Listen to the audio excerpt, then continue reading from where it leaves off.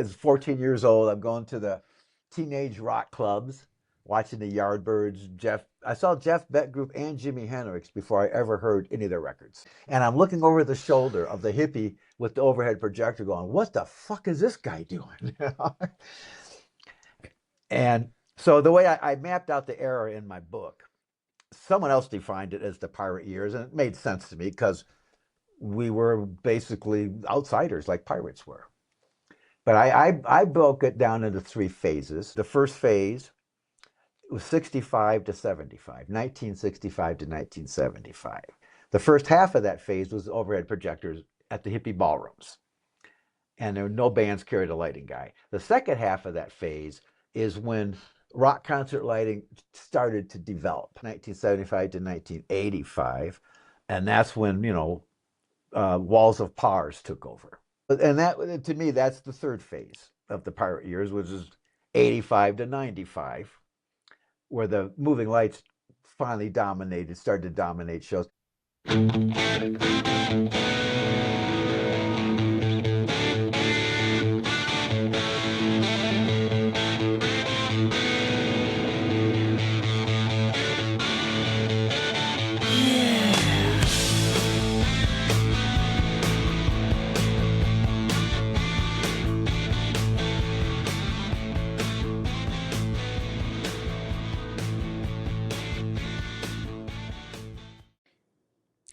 Hello, and thanks for popping in again today for another episode of Gears of Gear. Today, I don't really have a big grand intro for you. It's been a crazy busy week for me. And so as far as memories of really fun, cool things that I've passed over this week, I wouldn't say that there's a lot on the AI front. I have talked to you about ClaudeBot slash Moltbot slash OpenClaw. And it seemed rather suspicious when he changed the name from ClaudeBot to OpenClaw, meaning Claude slash Anthropic probably were not cooperating with Peter, the founder of ClaudeBot, and had threatened him with legal action already because of his name.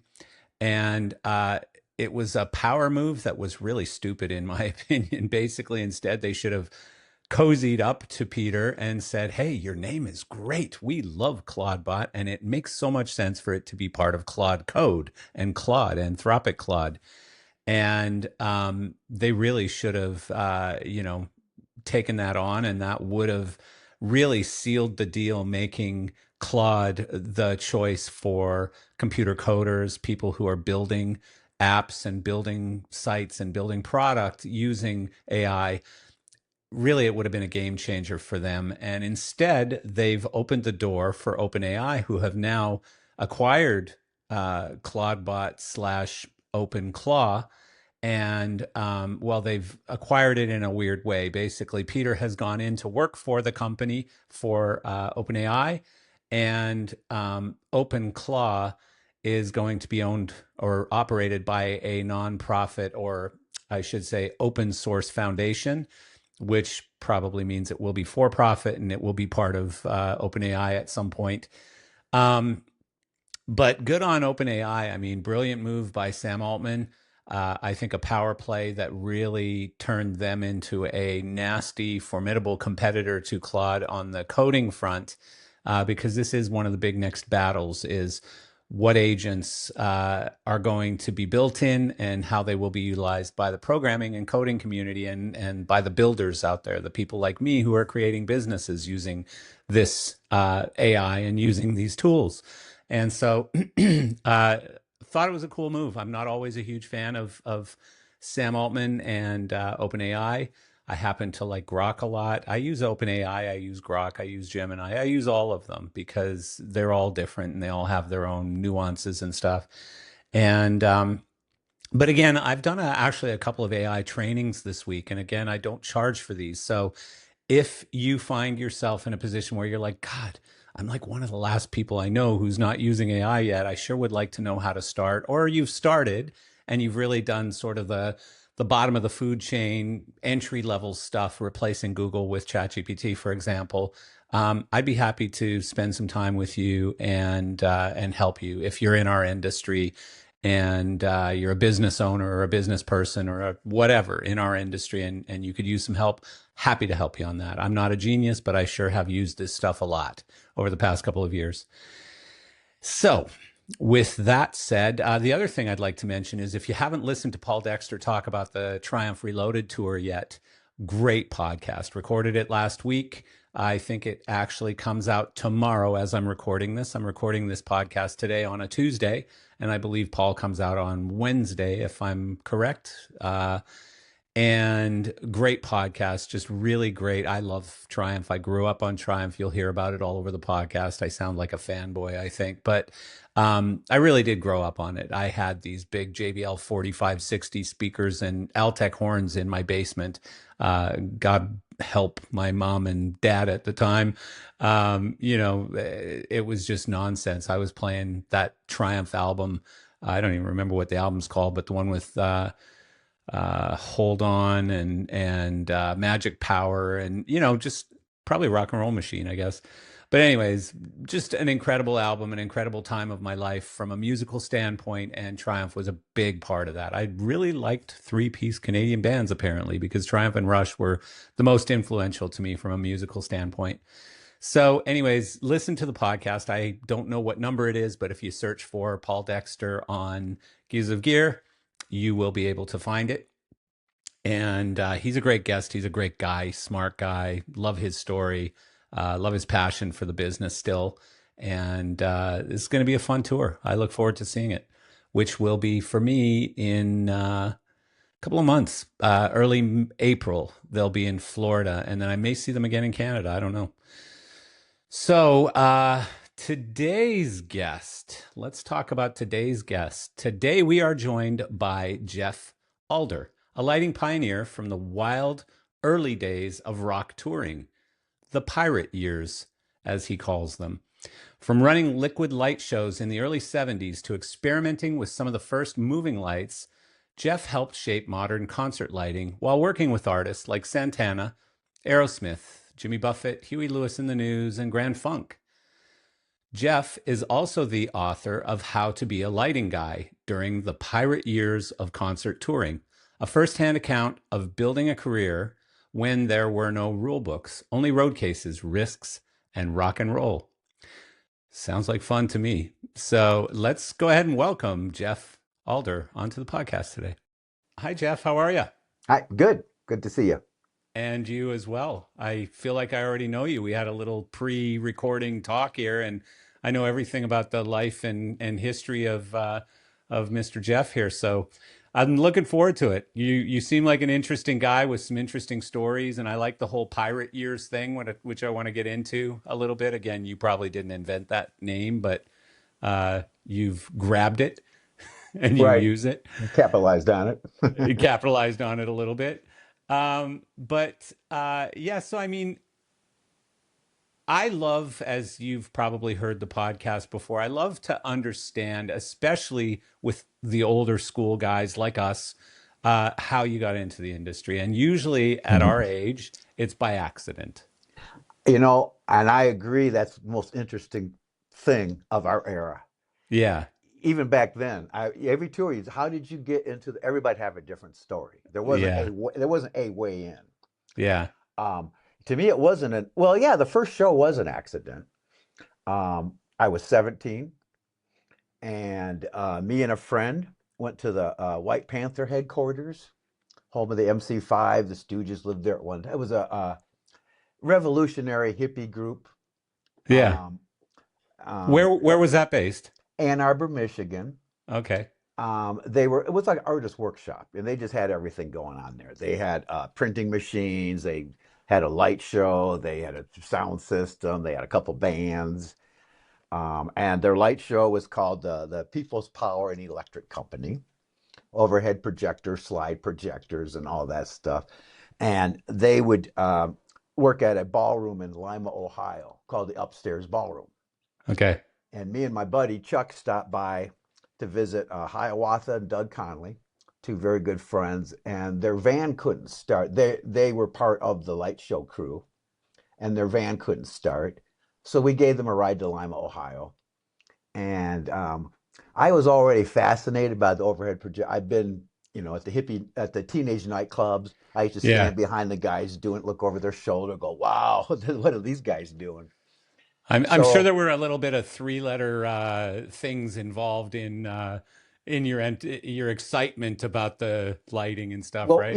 it's funny you say that because when it started, there wasn't. I was 14, and I Oh, was I was already mesmerized on all. I saw Hendrix play before I ever heard his record. oh wow. Overhead projector light, all of that before I ever smoked any pot. Yeah. In fact, that stuff made me want to smoke pot, frankly. Yeah, yeah. Yeah, no, but I'm talking about, like back in the 70s and 80s, acid LSD was everywhere, and it certainly made you look at things and go, "Whoa." Yes, You yes. know. Acid had no small part of it. Yeah, of Um, course. Yeah.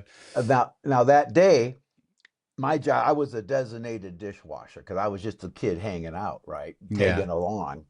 And with overhead projectors, you have your oils and your food coloring, and it's sloppy, and it's so I would run the dirty dishes up to the restroom and wash them and bring them back down.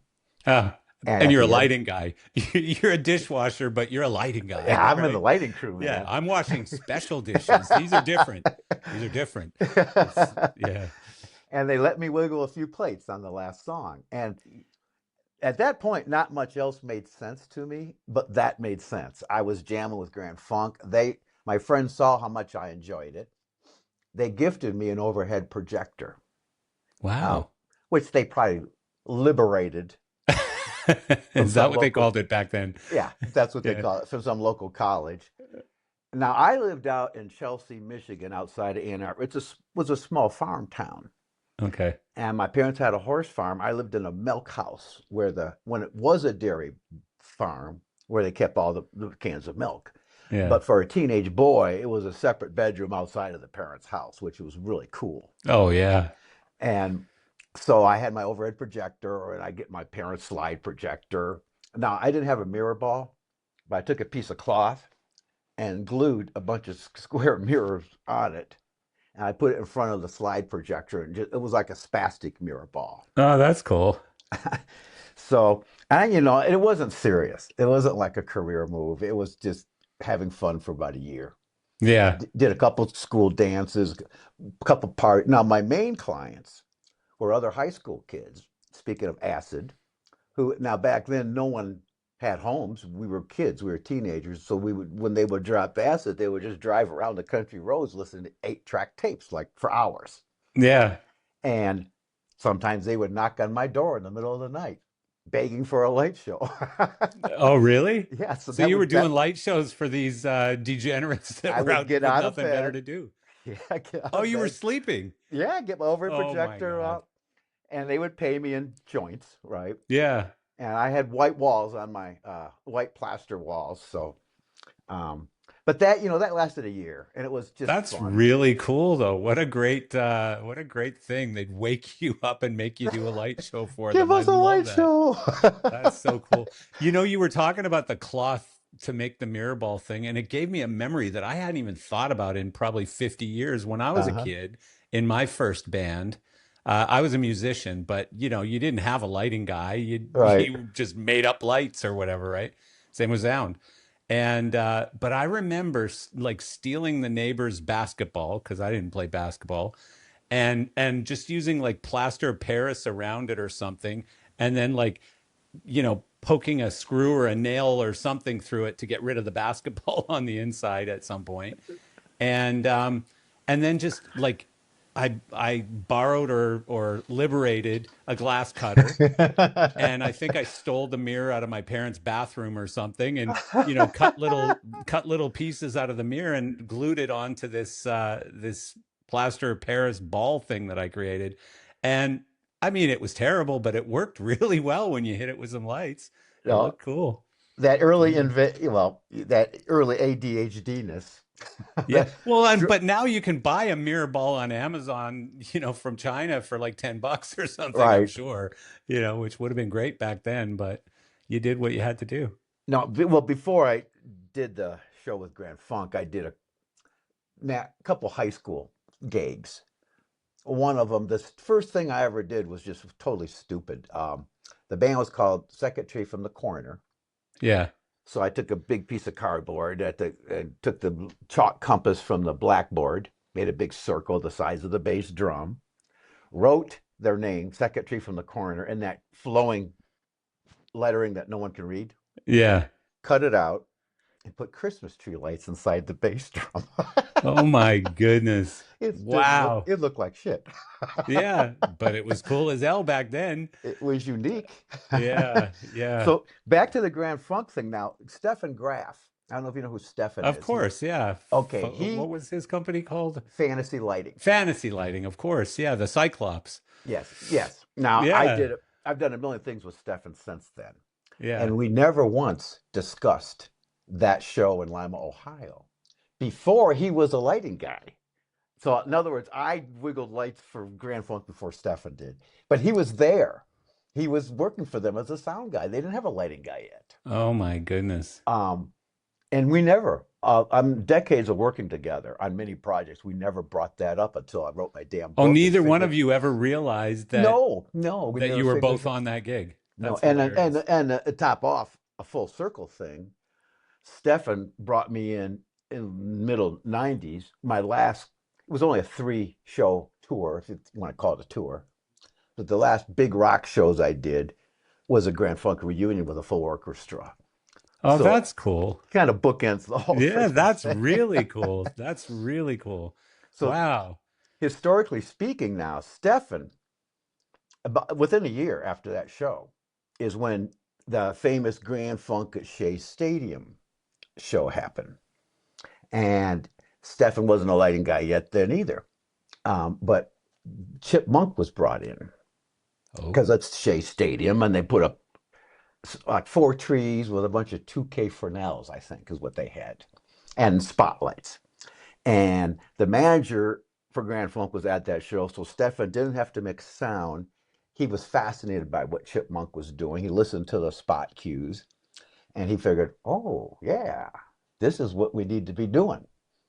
So from Stefan's one of those people. The way I look at it, though, frankly, the universe knew that I'm not capable of like doing hardly anything but lighting. yeah.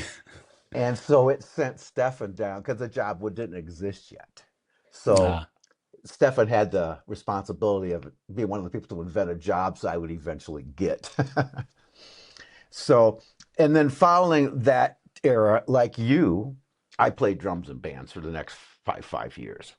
yeah. I think it was in 5 different bands. 3 of them was all original material. We were going to take over the world.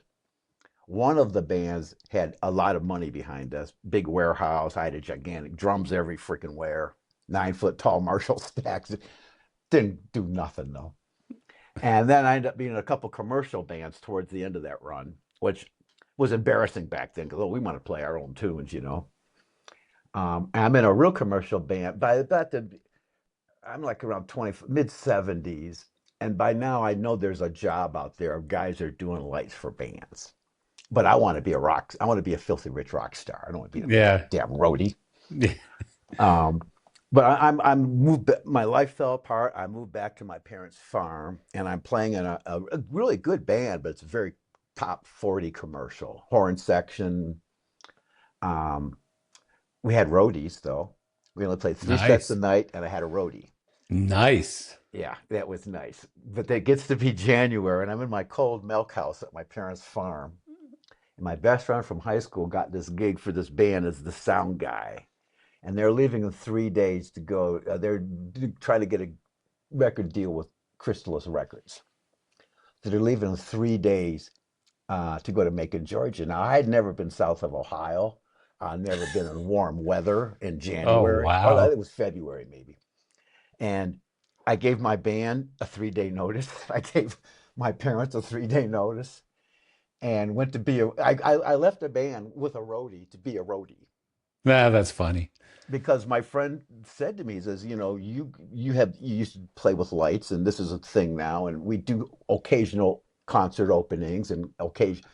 So for a year I started learning and pay. That's when I got serious about, yeah, maybe this is a career. Yeah. But it's not an easy career to get into. unless, like you said earlier, a lot of people accidentally fall into it, but I didn't have that option. So there was a club in Ann Arbor called the Second Chance, big rock club, holds about 1,000 people, had, a lot of bands coming up or going down. The band I worked with played there a lot. They had, I don't know, maybe 20 some Lecos, a two-scene screamer board, and a spotlight up in a crow's nest up at the top. Hmm. But they didn't hire lighting guys. I would go in with my band and do lights there. And I decided, no, I can learn at a place like this. Um, I didn't learn drums technically. I learned drums by just playing along the records a million times over and over till I Me figured too. out, Yeah. right? So I figured, well, if I'm in a bar doing lights for different bands every night, I'm bound to learn something and pick brains. And but they didn't hire a lighting guy, so I'd go out in the alleyway when the band's loaded in. I would cut deals with them Oh, that's that funny. I would do lights for them. I think it was $15 a night, and I would learn your set. I will learn where your solos are. I'll do the whole thing. And if you're not happy the first night, I won't charge you anything, and I'll walk away. And then I go to the bar, and they would pay me $10 a night between sets to pick up ashtrays Oh, wow. and wash them at the end of the night. So I figured, okay, $25 a night, and I'm learning stuff, right?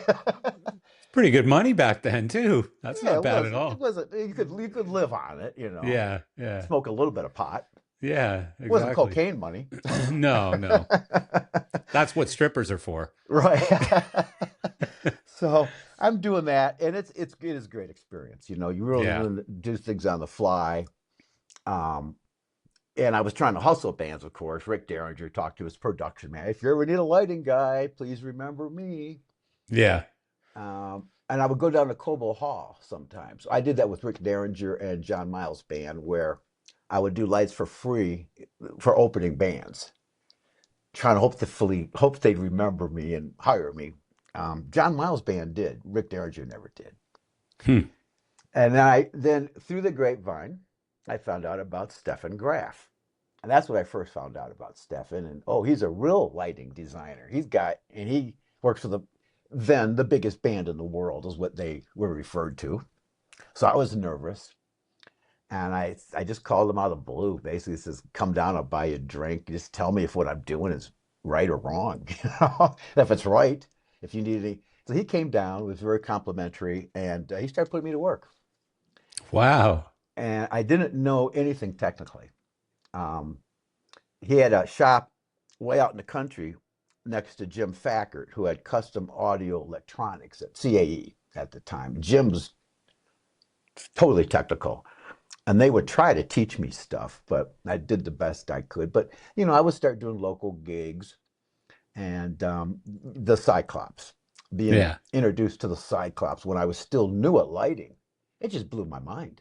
It's funny because there was always an argument over what was the first moving light, and everyone always said, "Oh, it was Verilight, the VL1 or VL0 or whatever No. in 1980 or whatever it was." But the Cyclops was before that. Well, the thing is, though, VL1s and Morpheus were the first computer controlled moving Yeah, lights that were exactly. mass produced. Right. Cyclops were a couple of hippies in a fucking barn putting bicycle chains and solenoid I motors know, it's together. hilarious. Like there's Stephen Jobs and Wozniak, right? Yeah, yeah, And there was four of them. So, yeah. and There were only four Cyclops yeah. ever. Well, there was the first run, and then Yeah. they got kind of old and fucked up, and then later on Kiss took them on the road, and they built a second run of four. I didn't even know that. Kiss actually took them on the road. Yeah. So there were eight of them now. Well, and I don't even know if there was ever eight working at the same time. I don't know. I Four just and four know. spares. All I know is um, Stefan got me on my first headline. I did a lot of opening acts, like all lighting crew guys try to do when we're trying to work our way up the business. Yeah. And we did a lot of Bootsy's Rubber Band, Brothers Johnson, all those. And finally, Stefan got me a design gig on a headline arena tour with War, where I got to actually design the show and use only two Cyclops. We also had boomerang color changers, which no one had before then either. Huh. And the boomerang idea didn't work at all. Way too top heavy. Yeah. Um, You have to. So how did a boomerang color changer work? What was the concept behind that? Well, it was like a boomerang in a spotlight with the Yeah. 6 color frames, and solenoid motors would bring the gels in and out. And on the control board, because nothing was computerized, you had 6 buttons and a go. Now you can put 2 of those gels together and get a third color if you were really smart about picking Whoa. colors. That's Yeah. pretty high tech stuff. That's color mixing. Oh, baby. Oh, yeah. And you could actually add a diffusion of the one and get a different beam. Woo! Oh boy. This is cutting edge stuff. It really was at the Yeah, time. you can now buy that light on Temu for about, $8. and and because of the union rules, union guys got to run spotlights. So we would have to pay union guys to sit next to our guys and do nothing because you couldn't run those things unless you had experience with them. Hmm. But it was exciting. It was real exciting. So tell me more about the Cyclops, because I never really learned much about it. Like I always knew about it, but I didn't know much about it. But like, do you remember what lamp was in it and stuff? I can't remember, but if you remember the old, I don't remember what they were called, but the old spotlights that looked like robots. That's why it's Yeah, called a Cyclops. They kind of they, yeah. they kind of stood up and they had a head that moved. I'm pretty sure I actually saw one when I first met Stefan Graf. Um, and he kind of walked me through and showed me around and stuff at Fantasy Lighting. I'm pretty sure he had one on display Oh and I yeah, yeah, saw he's it. got one. Yeah, he's got And an old one there. at the time I was young and I was just like, so, but now I want to go like rip it apart and discover it and stuff, really understand what it did. Well, So, it was unique. It was like the old, like I say, the old. I forgot what it's called, but a stand-up spotlight where the head moved. It had a mirror inside, yeah, so the mirror did the pan and the tilting, and you had a control box. You had a different person had to run each light separately, yeah, wild. and so you had like sliders for like the iris or the intensity, and then you had buttons for the gel colors. Doesn't it And seem pointless? Like you could just have a follow spot. If you need an operator on each one of them, why not just have a truss spot or something?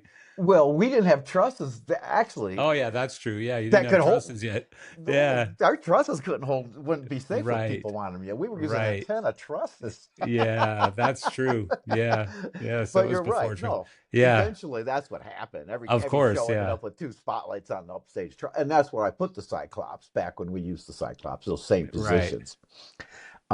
But it was exciting, right? Now I worked with Stefan for a couple years. Grand Funk, when they heard that I was becoming a professional, they retired.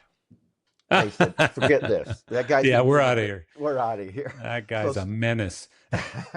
so I never really worked with them, until the very end when they got back together because I heard I was on my way out. But they Yeah. didn't. They didn't dodge me good enough. Um, but after about a couple years with Stefan, the one thing I was very insecure about. I don't have a good memory. I don't memorize stuff well. A rote memory. And when I would take systems out, I would label every connection. Uh, I didn't. I wasn't smart enough to use color coding yet. I would use stupid masking tape and be like 1A to 1A, 1B to 1B. It was really a bad, but at least I was packaging something. Yeah. But the other hippies I work with, they seemed smarter than that. They didn't need to do that. And I was having a lot of trouble doing gigs without things being organized in that fashion. Yeah. And we started doing a lot of disco stuff, which I hated. Yeah. Uh, Installations and disco, portable discos. And so one day I'm doing a portable disc, or I'm doing a disco installation, and I'm just pissed off. I can't figure shit out. It's Why am not I here? labeled Yeah. right, and This I called. music sucks. You So people suck. I called up Steph and gave him a week's notice from the disco Oh, site wow. Just and because you said, hated that gig. well, it was building up of I Yeah. just things not being organized in a way that I was able to manage them well, and I put it on myself. Like Yeah. shit, you can't do this. You better just do something artistic because you can't Yeah. coordinate this shit, and no one else needs labels. Um, so I said I go back and work bars where I can at least walk away proud knowing that I know what I'm doing. Now, before I left, that discotheque. I'm still on the job site. I get a call from California. It's Frogmore, a fellow who was working for Sound on Stage Sound Company when I was on the war tour. He was my roommate. And he calls and says, "Are you still crazy about touring?" He recognized that I was probably useless everywhere else. And I had already knocked on the door, Shoko and the other known big rock and roll companies, and nobody was interested. I didn't know how to do anything yet. And he said, "Yeah, there's this new company called Morpheus. Mm. And they're kind of like your guys. They're like a regional company. They do war on the West Coast. And they got this tour coming up and they might need somebody. Are you interested?" And it was a Jimmy Buffett tour, who at the time I thought of, yeah, Jimmy, I'm in Michigan. There's no Parrot Heads yet. Yeah. And I'm thinking, yeah, this theater act, you got some funny songs on the radio. That's a real gig. Yeah. And I said, yeah, I'm way interested. Your timing's amazing. I just gave Stefan a week notice. I got no gig. Yeah, it was really 11th hour magic. Yeah. And then he goes, well, the guy will call you within the next few days. Well, within the next hour, JR, John Richardson from Oh, Morpheus, wow. Yeah. calls me and hires me on the spot. And I'm like, well, did you fly me out to California to help package the gear? Because that was my biggest insecurity of gear being packaged in a way that I could manage it. He wanted me to be the head electrician Mm. and maybe LD. Turns out the LD stayed on. And he was like, "No, we don't need you to do that. You just show up at the first gig." I thought, oh God, this is going to be as fucked up as the other thing was. Yeah. But I Yeah. got to Sounds try like it. it. I got to Yeah. try it, right? Man, I got there and Bruce Richardson was managing the system. He actually designed a lot of the trussing, the ladder lifts. Yeah. And the first show, he didn't really prep me and my partner. He kind of like, and he was awkward working the crew, and so I was like, really like, what the fuck? Who are these? These guys are crazier than the hippies I work with. And all of a sudden I realized that no, this shit's going together really fast. Yeah. Morpheus, before they did moving lights, the reason they grew to the point where they could afford to do moving lights, their packaging was just Yeah. simple. They were, everything was very systematized and stuff. Yeah. Yes, it Yeah. was the easiest. Everything was labeled too. Yeah. In fact, Yeah. when I finally worked with them, even if we did one nighters like with Sammy Hagar, we put the system together like it was going to do a whole tour. Mm. We connected everything, we labeled everything, and to the point where we actually repainted all our boxes and re-stenciled our freaking logos on them. Wow. Wow. Because JR's theory, his mission statement, I guess, is we only do one thing. We package tours better than everybody else. We're not going to get distracted by selling mirror balls or doing lights for local bands or selling any gel to anybody. We're going to do So one they were thing. playing right into your crazy needs. You were I, like, oh, this is perfect. I I can love do this this. place. Yeah, I can I do can do this this. without Yeah, that's being great. a great electrician. As long as, Yeah. in fact, it was such a modularly designed system.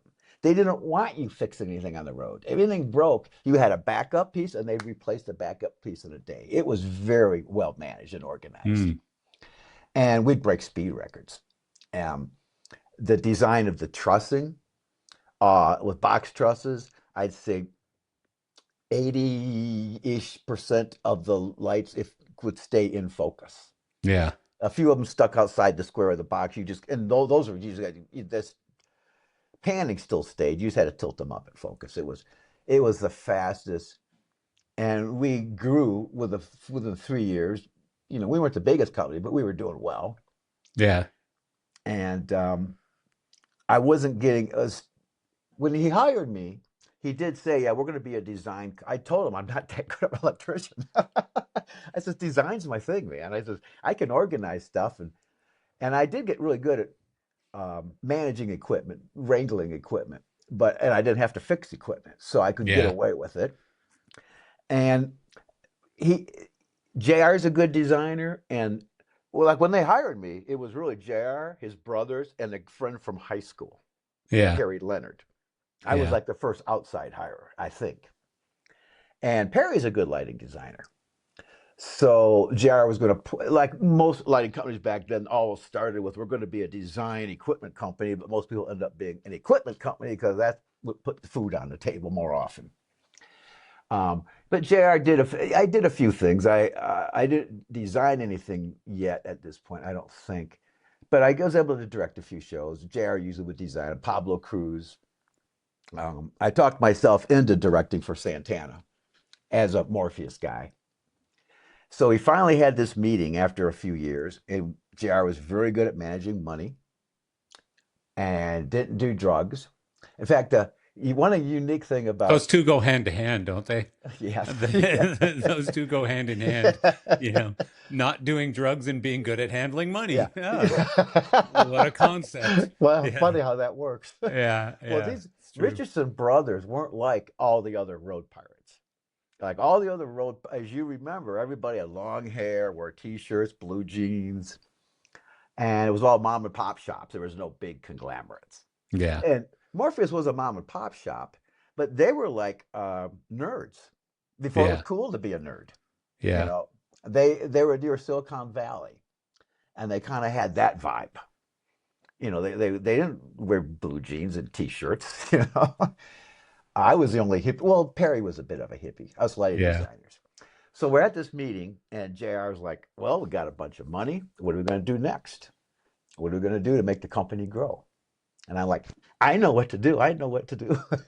Moving lights, because I Really? was, yeah, I was like knocked out by the Cyclops and being new and I said, that's the future. I'm not technical, but I could see the future.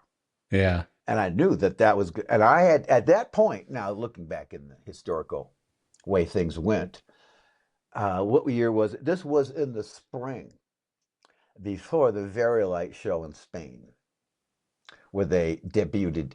But I never heard of Very Lights. I knew not a thing about Very Lights. Just Cyclops. I thought we could be the first Yeah. to mass produce and take it to a computer level. And I thought, yeah, man, we can like kick ass on this. And JR turned the idea down. And Really? yeah, he was kind of right. Well, he's wrong, but his overall general reason was like he reminded me. He says, Jeff, like I told you, we do one thing here: we package tight systems. We don't do all those other stuff, and we stay focused on that. And I thought to myself, yeah, but this is beyond that, right? Mainlight, the partner you trust with the gear you want.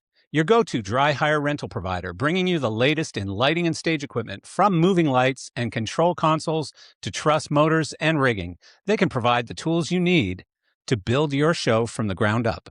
Whether that means quiet profiles and ellipsoidals for a theater, powerful all-weather movers that can punch through a stadium setting, or fixtures with rock-solid color consistency for TV and film, Mainlight has everything you need to make your production shine. And it's not just rentals. Mainlight also offer new equipment sales from all your favorite brands, along with used lighting pulled directly from their rental inventory. Every piece of used equipment is meticulously maintained and tested so you can buy with confidence. With facilities in New Jersey, Delaware, and Las Vegas, you get the reach of a national company with the personalized service of a local provider. To get started, email contact@mainlight.com or call them directly at 800-397-6246. And it's funny too, because once they did get into moving lights, their packaging wasn't, you couldn't package as tightly anymore.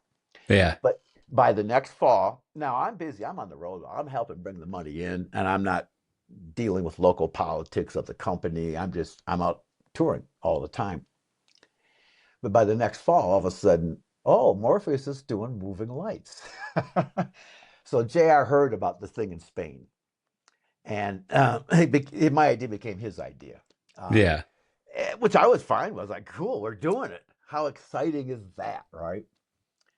So it was almost exactly a year after the Verilites debuted in Spain, um, where Morpheus they'd done like maybe five Pana spots on, it was a Kenny Rogers tour or something. I forgot, some tour.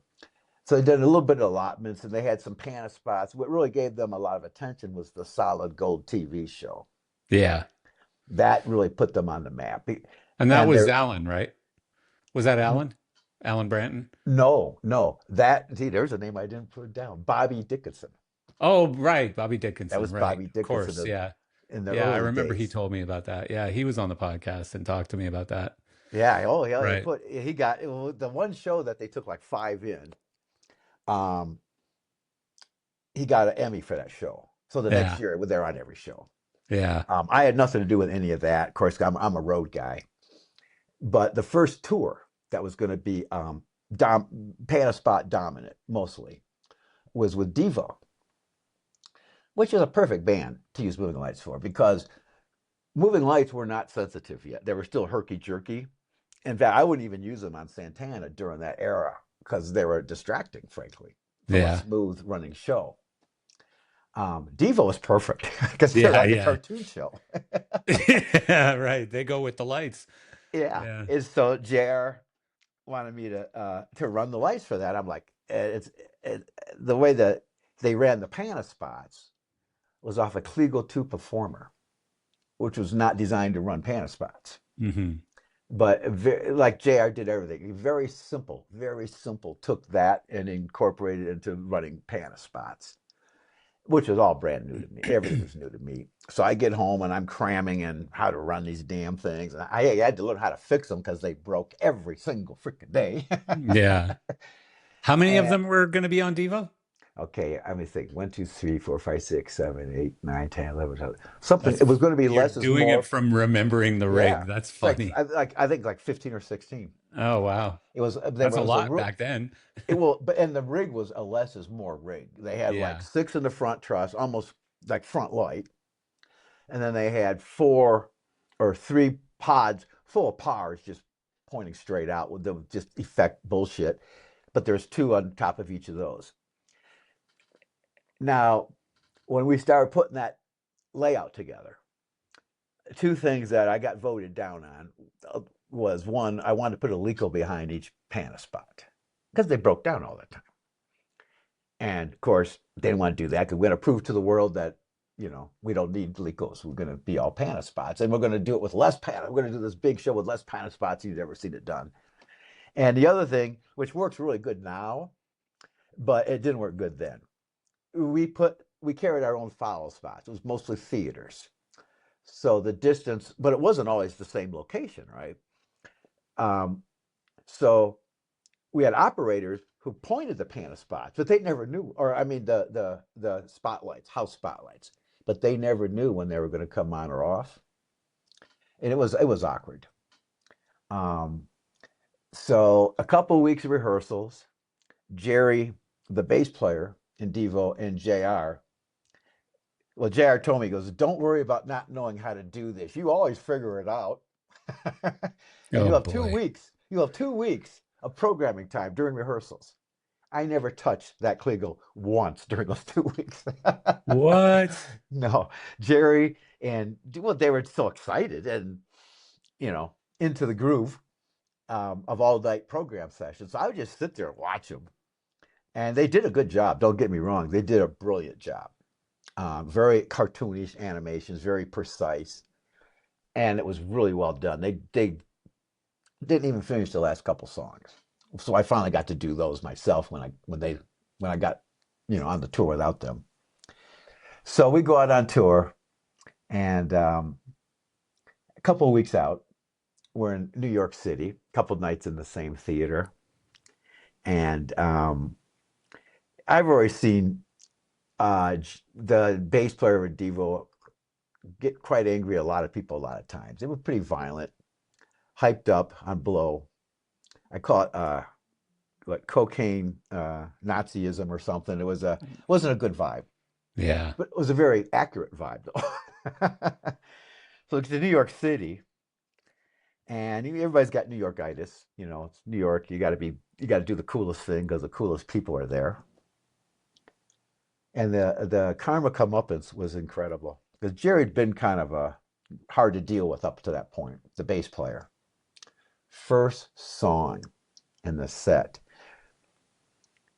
his piano spot breaks. JR is next to me because JR wanted to come to New York to show Yeah. off our cool The stuff. bigs. Yeah. And and oh, I didn't tell you during the first 20 minutes of the show, there's a screen behind the band. So we're not using the pan spots upstage at all. And you can't use a front spot because it's going to splash against the screen. But now I had to scramble and try to get a house spotlight that's programmed in the computer out of the program. And it was sloppy as hell. The rest of the show went great. The audience would have forgotten about that opening being so horrible if Jerry Casale didn't run out in the audience screaming at me while the audience was still there. Oh my. Oh, it's funny. I just looked up Devo live in New York City, July 21st, 1980. Is that the show? That could be it. Is it I'm was it gonna the Oh No It's Devo tour?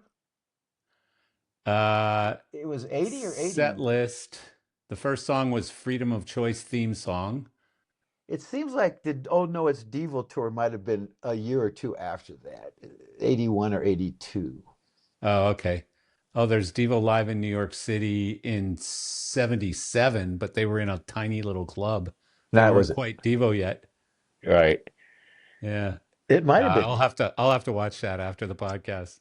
Well, it's early 80s because the moving lights were brand new. Yeah. Yeah. Um, so he comes out. I'm packing the board up. We're going to be there the next night. And he's screaming at me. And I'm staying pretty cool. And house lights are on. And the audience, it's like a fight on the playground. The audience is surrounding us. Oh, Jesus. And so I didn't yell back at him, but Where were you? New You York, weren't in the venue still, were you? yeah, yeah. Oh, you I'm were in the packing the venue when this board is up. all happening. Oh, I see. Yeah, the house lights are on. The Jesus. audience is in the process of exiting, but when the fight starts, they all crowd around us. Oh my goodness. And I'm packing up the board because we're going to do another show the next night. Yeah. And he leaps off the stage. He's spitting. He's covered with sweat, screaming at me. Uh, First question was, "Where's Jr.?" And I told him I didn't know, but Jr. Skedaddled out to the local bar. He was No. gone. Oh man, really nice of him. Oh, Like he this left as is soon as your the thing fault, broke. you As know? soon as it broke, he left. Ay, ay, ay. then then the security guys are tugging on my. Can we take him outside? I go, no, you can't take him outside. He's my boss. But what I did, I grandstanded it. Um, I very loudly, I put on a little show. I said, "Look at you, Jerry. All these people are looking at you right now. 5 minutes ago, they thought you were special. Now they Oh know who the boy. fuck you really are." Oh boy. By then, his manager is literally pulling him away. Oh So boy. they Well, and didn't fire me. he's probably all lit up on some sort of substance, I'm guessing, being Oh, in he New was, York yeah, City. yeah, yeah, Yeah. yeah. It was blow-a-rama. Yeah. Yeah. Yeah. So a few shows, a few towns go by, and nobody fired You me. were still there after the first night. You know, everyone told me I was going to quit, frankly, because being Yeah. treated like that. Yeah. And my girlfriend talked me out of it.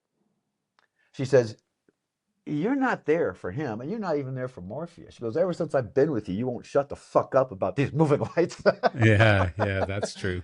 She goes, Yeah. "And that's all you've been fucking talking about. That's Well, all and there you're there probably for." weren't a lot of opportunities at that time to be a moving light operator in 1980. You know, there's No, only like 50 of them on Earth or something, right? So, no. At, if at that, that point, there was right two companies that yeah, had that very did that few. thing, and Yeah. we were brand new at it. So, but I didn't. I should have not stayed. I was the vibe was cold. I'd be out. If he looked out the board during the show, I would take my little lights for the board, put them, and I'd give him the finger. I mean, Oh, I did. really? Yeah, I didn't need to Oh be there boy. anymore. So we're in Atlanta, Georgia, and Perry Leonard, the other LD touring guy from we were a two tour company by then, and he's the other head guy. And I ran into him in the hotel, and I'm thinking he must be out with Buffett. You know how much fun that is when you run into road pirate friends in some freaking town. And I'm like, "Well, Perry, are you here with Buffett?" He goes, "They haven't talked to you yet." Oh no. Yeah, so we had the meeting. Uh, And they were right in the fact that they had to lay it on me. It was a high profile. situation of a brand new product. And they had to tell Devo it was my fault. If they told Devo that the equipment broke, they thought they would have lost the tour. Yeah. And they would have had a big freaking pie in their Bill. face with the whole Money business. too. Yeah. Oh And there's yeah. the Yeah. money thing and the Well, yeah, the reputation. word gets out to the market that it's not working Yeah, you're and, fucked. yeah. Ooh, yeah, that's bad So PR. I took it actually. I made sense that I didn't want to be there anymore. Um, so I did accept it. And that was probably November. It was near off season anyway. So I go home through off season, but other things happened the next year. I must have been 81. 'Cause I think it was 82 was when I went. Yeah, so that must have been 81. Because the next January, um, I did a couple Morpheus gigs. We got in fights, and I quit. Hmm. And I was in love at the time, so I was going to stay home and try to live in Santa Cruz and be in love or something. And I took a night course. I figured I'm so technically stupid, I better take a course in electricity and learn how to be an electrician.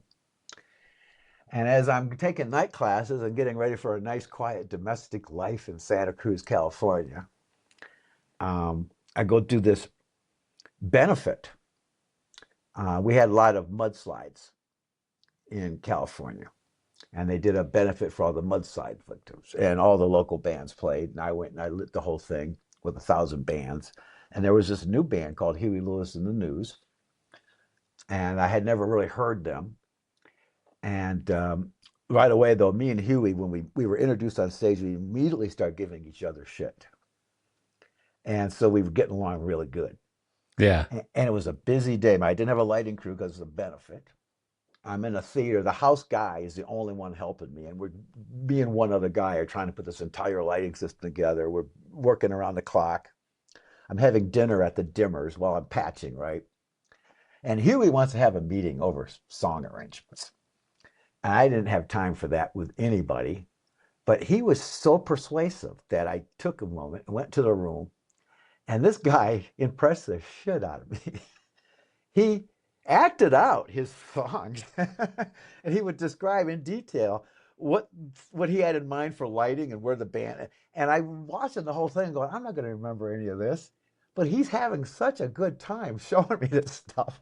He was so amusing that I said I got to give him this moment, Yeah. and so I really liked him. And I didn't remember what the band sounded like. When you're lighting a million bands in one day, it's kind of a blur. But after the show, I was driving my car, and "Do You Believe in Love?" No, "Working for a Living" came on, and I'm one of those songs that whoa, who the fuck is that? I kind of dig that, and it's Huey Lewis. Later in that afternoon, "Do You Believe in Love" comes on the radio. I'm in my car again. This time I pull over and I call up his, production manager. I want the gig, um, and they couldn't pay me enough Why? money. Why? Just because two songs came on the radio while Yep. you were driving? I It love the was, songs, and yeah, I really like Huey as a person. One of those yeah, people when you met him, he was so engaging that yeah, I just the whole thing just felt really, and really, really good. yeah. And they couldn't afford anywhere near anything at the time. I put a friend of mine on the tour, but within a year they came back, and well, then by then I left Morpheus, so that was a year later actually, and so I went out to this bar. They were basically a bar band. They had one kind of a semi-hit record, but they were playing a lot of clubs still. And 6 nights a week in clubs, different clubs Ugh, every night. Yeah, Jesus, right. brutal. And when we did do concerts, they were small concerts using regional lighting. So it was a different lighting system we have to design every night, 6 nights a week. But man, they were the greatest bunch of guys to tour with. They were why I got into rock and roll. That Really? camaraderie. Yeah. And I made slightly over half of what I made at Morpheus. I mean, I took a Ugh. big dip in pay, but I already left But Morpheus. you were happy. I was really happy. This Yeah, was what I got into rock and roll for, that camaraderie, the team taking it to the world. Um, I love so that. the So how sports long up did that last with him? 2 years. Okay. went from being a bar band to being the third highest selling band in the country. Yeah, he blew up quick. Yeah. And it was a raucous 2 years. Um, the sports album, he played it for me. It was probably April, May of that year. And it didn't get released until November because they had a lot of legal issues. But when they hired me, it was like, here's some shit money. We're going to do some shitty gigs. But here's the record. And when it gets released, we're going to really go for it. This thing never got released. Oh no. And so even though I thought I walked away from Morpheus, you never walk away from anything when you need money. Yeah. So I would go back and do Wayne Newton in between while they were doing their legal stuff. I would leave my shitty paying gig and make a lot more money doing Morpheus shows. But as soon as Huey was took care of their shit, I went back to work for him for much less money. Yeah. um, so the first year we didn't carry production, and they went through all that legal stuff. The second year I was with him, we started carrying, and we carried Morpheus. They were the best company, and I figured they stay in their lane, I stay in mine, we'll be fine, you know. And it didn't work out that way so well. By the end of Oh the year, no. now JR, he undermined me, but in a very fair way. It wasn't unfair at all. Um, but yeah, him and the production manager. Well, also the relationships in rock and roll are very incestuous over time. I wouldn't even know Huey Lewis's production manager if not for JR. You Yeah. know, so the connections they were connected way before I even showed up. So after a year of carrying the lights, and the band just kicked ass that year. It was just a wonderful year. We're at the BAMI Awards show, which is a Bay Area music awards like the Grammys, but it's just the Bay Area. Now, well, first we did my first uh, live concert shoot, and that was with Alan Branton, Huey Lewis live at the Kabuki, and I loved. And I think when Alan was on your show, he probably talked about how some rock and roll LDs are resistant to his input when he comes in. I was the opposite. My whole he came out and visited the tour, when I figured out what he was doing, I went, okay, my job is to beat him to the punch, not to fight against him, but to figure out what it is that he's doing and try to get that done before he shows up. Yeah. Yeah. What And is he I, gonna want? Yeah. yeah, Yeah. and don't Instead of figure. I better get what I want, it's what is he gonna want? Yeah. Well, what Sort of like Alan, being a husband. I wouldn't know about that. Their Um, needs matter, yours don't.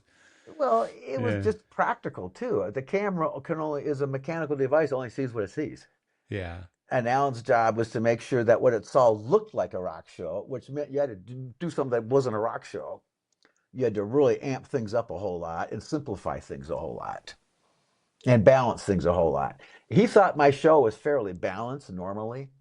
In any case, he came out, and who did he bring? Kieran Healy came out, and we did the. I learned so much from them, but it was a bit of a nightmare show for me in the fact that Morpheus was really cooking right then. The moving lights were had really taken off. They were doing all the award shows. Between Morpheus and Very Lights, they both beat each other in different areas. They both had attributes that were better in some areas and worse in others. The one thing Morpheus had that was better, though, was foot candles. They were bright enough for the cameras back then, and Very Lights weren't. Mm. So at the beginning, Morpheus got all the TV stuff. They had all the Mm. award shows. Bobby Dickinson had to use Morpheus for everything. And so when we get to um, the concerts TV special, we had to bring in some extra gear. So Morpheus was supplying extra gear. And I said, that's great, but you got to leave my road crew on for the entire shoot because they know my system. If you bring extra gear, bring extra guys. And my guys will work with you, but don't pull them away. Without going into a lot of details, they pulled everybody away. They had Oh, some jeez. Academy Awards show somewhere. Like the second day after setup, JR's like, hey, I got to send these guys, and it's like, it's you and me, Jeff. We got to do this. We got to do this. I'm the freaking LD, JR. And Alan Branson just sat by and went, oh my God. His advice was, if you don't want people to abuse you, you just need to be away from these people, you know. So I had to step away from learning to be an LD for camera and cowboy. It was just a nightmare show. And of course, at the loadout, which by then JR's gone, I don't know how to load anything in the truck. I didn't package any of it. We did the opposite of what Morpheus used to. There was no packaging at all. It was just a bunch of equipment, just unorganized. And of course, JR offers me this cake gig the next day where I go out somewhere middle of nowhere to be electrician for Wayne Newton for a week, which means you set up, you just babysit shows for a week. You don't really, it's easy money and it's good money, and I needed it. I had a child by now. Within that Yeah. year of Huey Lewis, I had my first child, so money became a little more interesting then. And so I took that gig, but it was rough because I'd been out with Huey for all a year. I haven't been with my family, and so I go out and do Wayne. Now, when I'm out doing Wayne, JR calls it. I got this other thing with the Pointer Sisters. Now we're getting ready to do the BAMIs, that BAMI Awards show in San Francisco. And it's Huey Lewis's year. We're the hometown heroes. And JR had been designing the BAMIs the previous 2 years. So I figured whatever he does, I really didn't even think about it much. He's a good designer. He does, the meats and potatoes or whatever. I figured whatever he does, I'll be able to work with real good. Yeah. Easy. Yeah. So when I find out when I'm out with the Pointer Sisters, when we're like a couple of weeks away from the BAMIs or something, JR says, oh, by the way, the BAMIs want you to design the BAMIs this year. I said, why are you telling me now? And why are they going through you? Well, they've associated me with him, so that made sense. Um, but there's no time. Um, and I had like maybe 3 or 4 days home between getting home from the Pointer Sisters and going into the BAMI setup. And I said, no, I'm telling you right now, I'm going to be with my family those days. So whoever your crews are, I don't remember, JR, I don't work for Morpheus, okay? I work for Huey Lewis and the News. And whoever your crew is, they need to package that system. And he says, well, you got to design that system. I said, I'll do that. Now, I just sent Huey Lewis and the News system back to the shop. And it's 5 guys. It's a rock and roll meats and potato lighting system, which is most bands on a award show stage have a similar setup. And then I just sent Wayne Newton's system home, which has a big orchestra. Well, BAMI's going to have an orchestra. So I called the shop. I said, have you unpackaged either system? No. I says, good, don't. We married the two systems, added a few, gobos or, some fluffy stuff. And so the design was pretty easy to put together. And I insisted that they have their guy. I didn't package it. So I got to the BAMIs, and again, he took my guys for some, and things are going fast, and not even his fault. He just had to grab people when things came up, and I had some other award show. I ended up being the only guy on the crew that knew anything, and I'm the LD again. Oh, Jesus. And so it was a hard, hard week. And the night before the show, I'm in the tech room, gels everywhere, gobos everywhere, cleaning up the last minute bullshit, working all through the night. And Huey's production manager shows up. And he says, it's been a great 2 years, and aren't we great? And we're really happy with everything you've been doing. And I'm thinking, oh, big tour bonus, right? And he says, we're going to take a bunch of time off after the BAMIs. And I'm thinking, oh, yeah, retainer, right? I mean, no one was getting retainers by then, but I was Yeah. hoping. He goes, well, we got a new deal for you. I go, oh, great, let's hear it. Yeah, you're going to go back and work for Morpheus. We talked to JR, and he's going to make you available whenever we want you, and he's only going to give you easy gigs. I go, that's a lie. Yeah. No kidding. I said, we have to talk another arrangement. That's not going to work. He goes, there are no other arrangements. That's your only option. I said, well, then get the fuck out of my room. I got work to do. I quit right there on the spot. Really? Yeah. I said, Wow. I got to let your band tomorrow. I got to make your band look good, and you're bothering me. Get the fuck out of here. I was done. Wow. I quit the You band know right what then and though? there. Good for you. Like I appreciate that you stand up for yourself in those situations and you don't just take all the shit that they throw at you because most people do. You know what I mean? Like It was artists will hard. treat people like garbage sometimes and they just take it because they think they have to. Well, you do, Eh, those Morpheus and Huey were the two first things in my life that ever made money. yeah. I never made any money before I'm a those rebel two. like you though. I'm a crazy rebel like you in But the that crazy, that's what comes I in will right. absolutely tell people to go fuck themselves if it doesn't make any sense to me personally. And if I know I'm getting screwed on the deal, I'll walk away. And Yeah. sometimes that's You figure hundreds it of out later. dollars, and sometimes it's many more than hundreds of dollars. In the And short run, it was really hard. In the yeah, long run, when I wrote this book, looking back, I wouldn't have half the book if I'd have stayed with yeah, them. yeah. So, What'd you do after that? And what was the well, fallout? Did you end up at Morpheus again?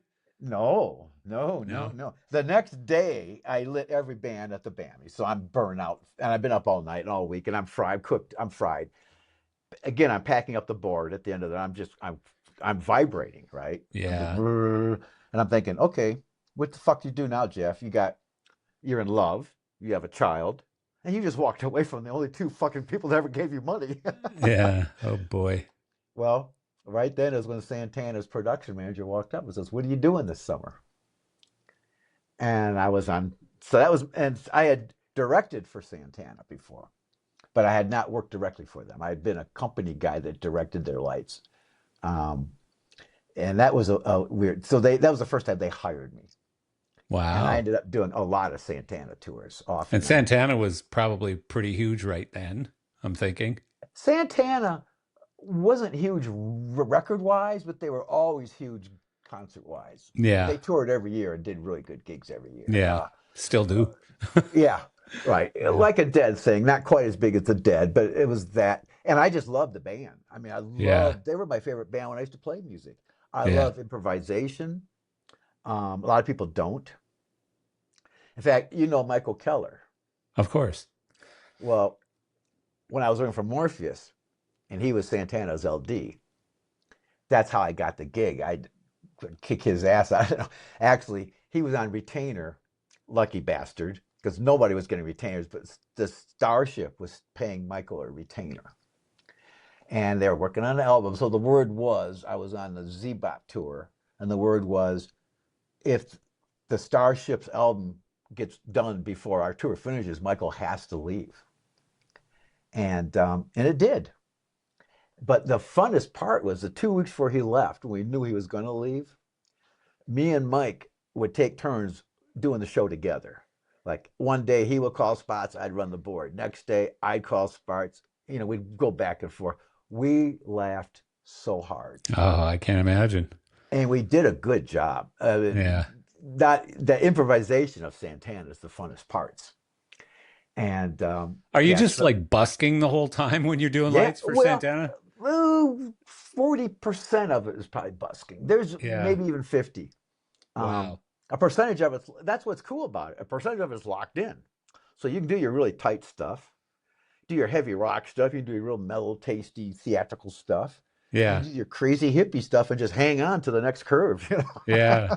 Well, because they're kind of like a jam band, right? Very much so. Yeah.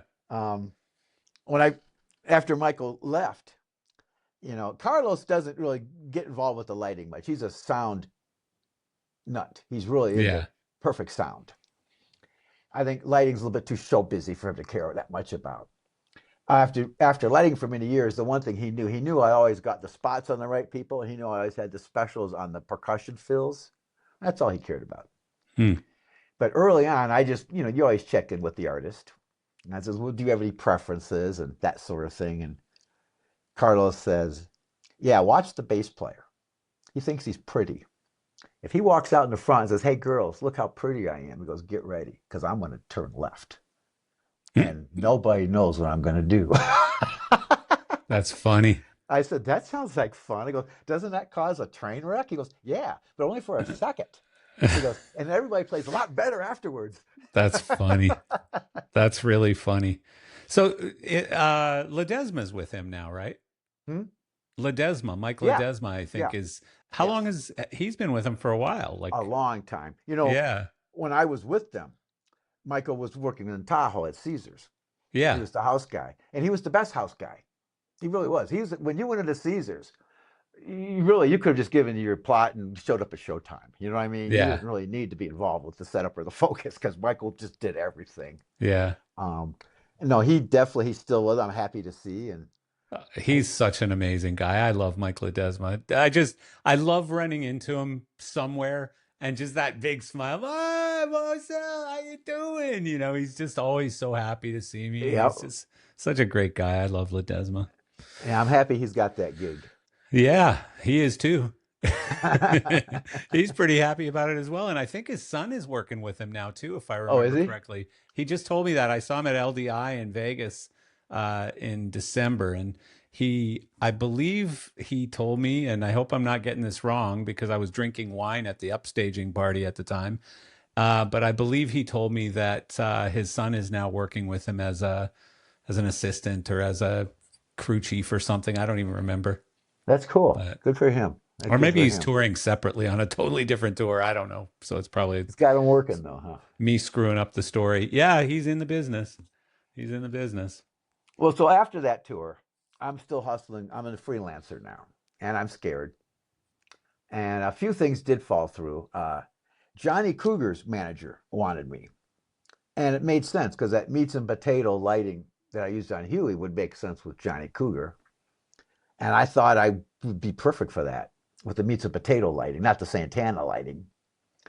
But he hired a different guy, and the guy didn't work out. And Jeff Ravitz got the gig, who was again a perfect meats and potato theatrical lighting guy. So he did get the stuff he needed in the long run, but yeah, I didn't get that. And there's a couple other ones, but I did get a Cyndi Lauper tour, True Colors. Um, and then after Cyndi Lauper, say there's some more Santana tours. Now, an interesting turnaround. Jim. What's his freaking name? Not Moody. Jim Oh, Chapman. okay. Yeah. He was doing the zillion power big rock wall lighting, Yeah. and he got a lot of attention from the Jacksons tour. He was getting some really good tours. So him and Robert Roth were starting a design team, Source Point Design, an offset from the R.A. Roth Lighting Hardware Company. And Jim approached me about working with him, and I was pretty obviously excited about that because I'm not good at selling myself. I was real happy to be in a design firm and just let someone else do the business. If I just let me do the designing and the touring, and so we had one failed thing with Devo, not Devo, Larry Blackman, Word Up, Cameo. They already lost the tour, I think, when had me replace a guy, and I think I was just there for 2 weeks while they we took To the next break. babysit the rig Well, while they until were they got getting the guy they killed. wanted, right? Yeah. Um, so that didn't work out so well. Um, but Jim had been talking to me about. He took me to an Aerosmith show, and I remember at the time, I said, "Man, I hope I don't get that one. These guys are Why? fucked because they were horrible." This is Aerosmith? Yes, they were horrible. They had the worst reputation in the business. If you were touring it, like when I was with Huey Lewis, we go to these gigs. If Aerosmith played there the day before, all you heard about was how fucked up they were, how Yeah. Steven Tyler was passing out on stage, and the other guys would go over and kick him, and it was like they were the joke of the business. I forgot how much I used to like them actually. Yeah. I'm trying to be a professional, and they tried to clean up with the tour I went and saw was Done with Mirrors tour, which is a stupid thing to call your tour if you're trying to clean up. Yeah, that's true. Never thought Well, of it that way. That's pretty funny. Yeah. they Done didn't with clean up. mirrors.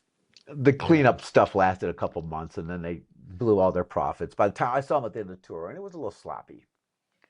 And I was just hoping that I would maybe get another act from Jim than them. Cut to, so, I don't know, a couple of years, a year later, Aerosmith calls me directly, and they says, "Do you want your name thrown in the hat?" And you never say no. But honestly, I wasn't that excited about it. And I first thing I asked him, I said, "What about Jim Chapman?" I said, "He's a good LD, and he's done a few tours with you."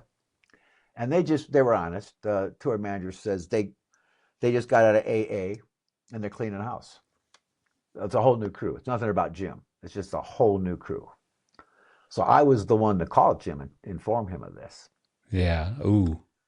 And well, I had to. I had to be upfront with him because I said, "Jim, I'm not going for this. They called me, but I want you to know this." He gave me his blessing. He said, "Go for it, man." Uh, he was real good about that. But I ended up booking another tour with Kitaro, Okay. a Opposite end of Japanese. the Yeah, spectrum. you know who Kitaro is then, Yeah, I right? do. Yeah. Yeah, okay. Yeah. New age, mellow, Yeah. spacey. Yeah. But Spa music. yeah, it was a tour. And Hmm. the Val Ducoc from the Nocturne Lighting called me, and I said yes. It was verbal, but I said yes. So now this is the heavy turnaround. Uh, I'm finishing a Santana tour, the Sunrise Theater in Miami. And today's podcast is brought to you by Artistry in Motion. When it's time to make a moment unforgettable, Artistry in Motion delivers. Since 1994, they've been the go-to source for top-tier confetti and streamer special effects, turning ordinary events into explosive, show-stopping experiences. From concerts and TV productions to major sporting events and theme parks, they bring the wow factor with precision and creativity. So whether you need a massive stadium drop or a subtle, picture-perfect cascade, they make it happen on time, every time. Their team doesn't just supply confetti, they collaborate with show designers, event planners, and production teams to ensure every effect is camera ready and crowd approved. Want to take your next event to the next level? Hit them up, artistryinmotion.com, and let's make memories happen.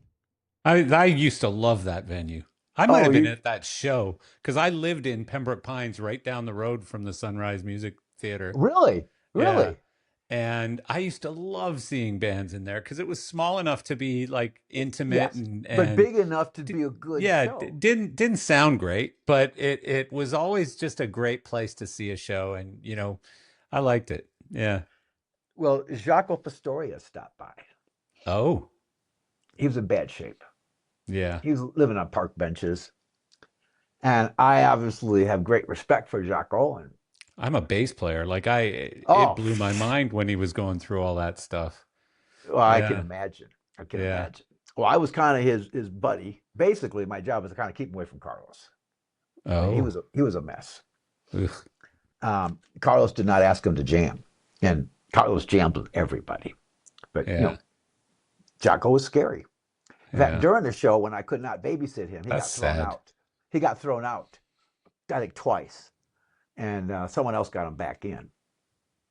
The end of the night, Jaco says to me, because he knows it's the last night of the tour. I'm actually booked. The next night, we're in Miami. The next night, I have a video shoot booked in Santa Cruz, where I Oh, live. for God's sake. And Jesus. then the That's following good day, planning. and the following day, I got an interview in L.A. with Joe and Steven for Aerosmith. Huh. This is how I end the tour. So Jaco says, "You got to go out into town with me, man. I'm going to show you worlds that I invented that nobody's ever seen before." And I'm like, "I got to pass on that, man." That's the night he was killed. Yeah. No way. Yeah, I didn't know about it either till like a month later. Toby Francis told me about it at the Aerosmith rehearsals. I was so busy, I didn't even hear about it. No Yeah. way. Wow. And you always wonder to yourself, what if I would have gone out with him? Yeah, you might have either got yourself killed as well, or Or he you might might still have be alive. yeah, he might still be. I don't think he'd still be alive because he You know was what? pretty destructive, obviously. As soon as I said Yeah. that, I thought the same Yeah. thing.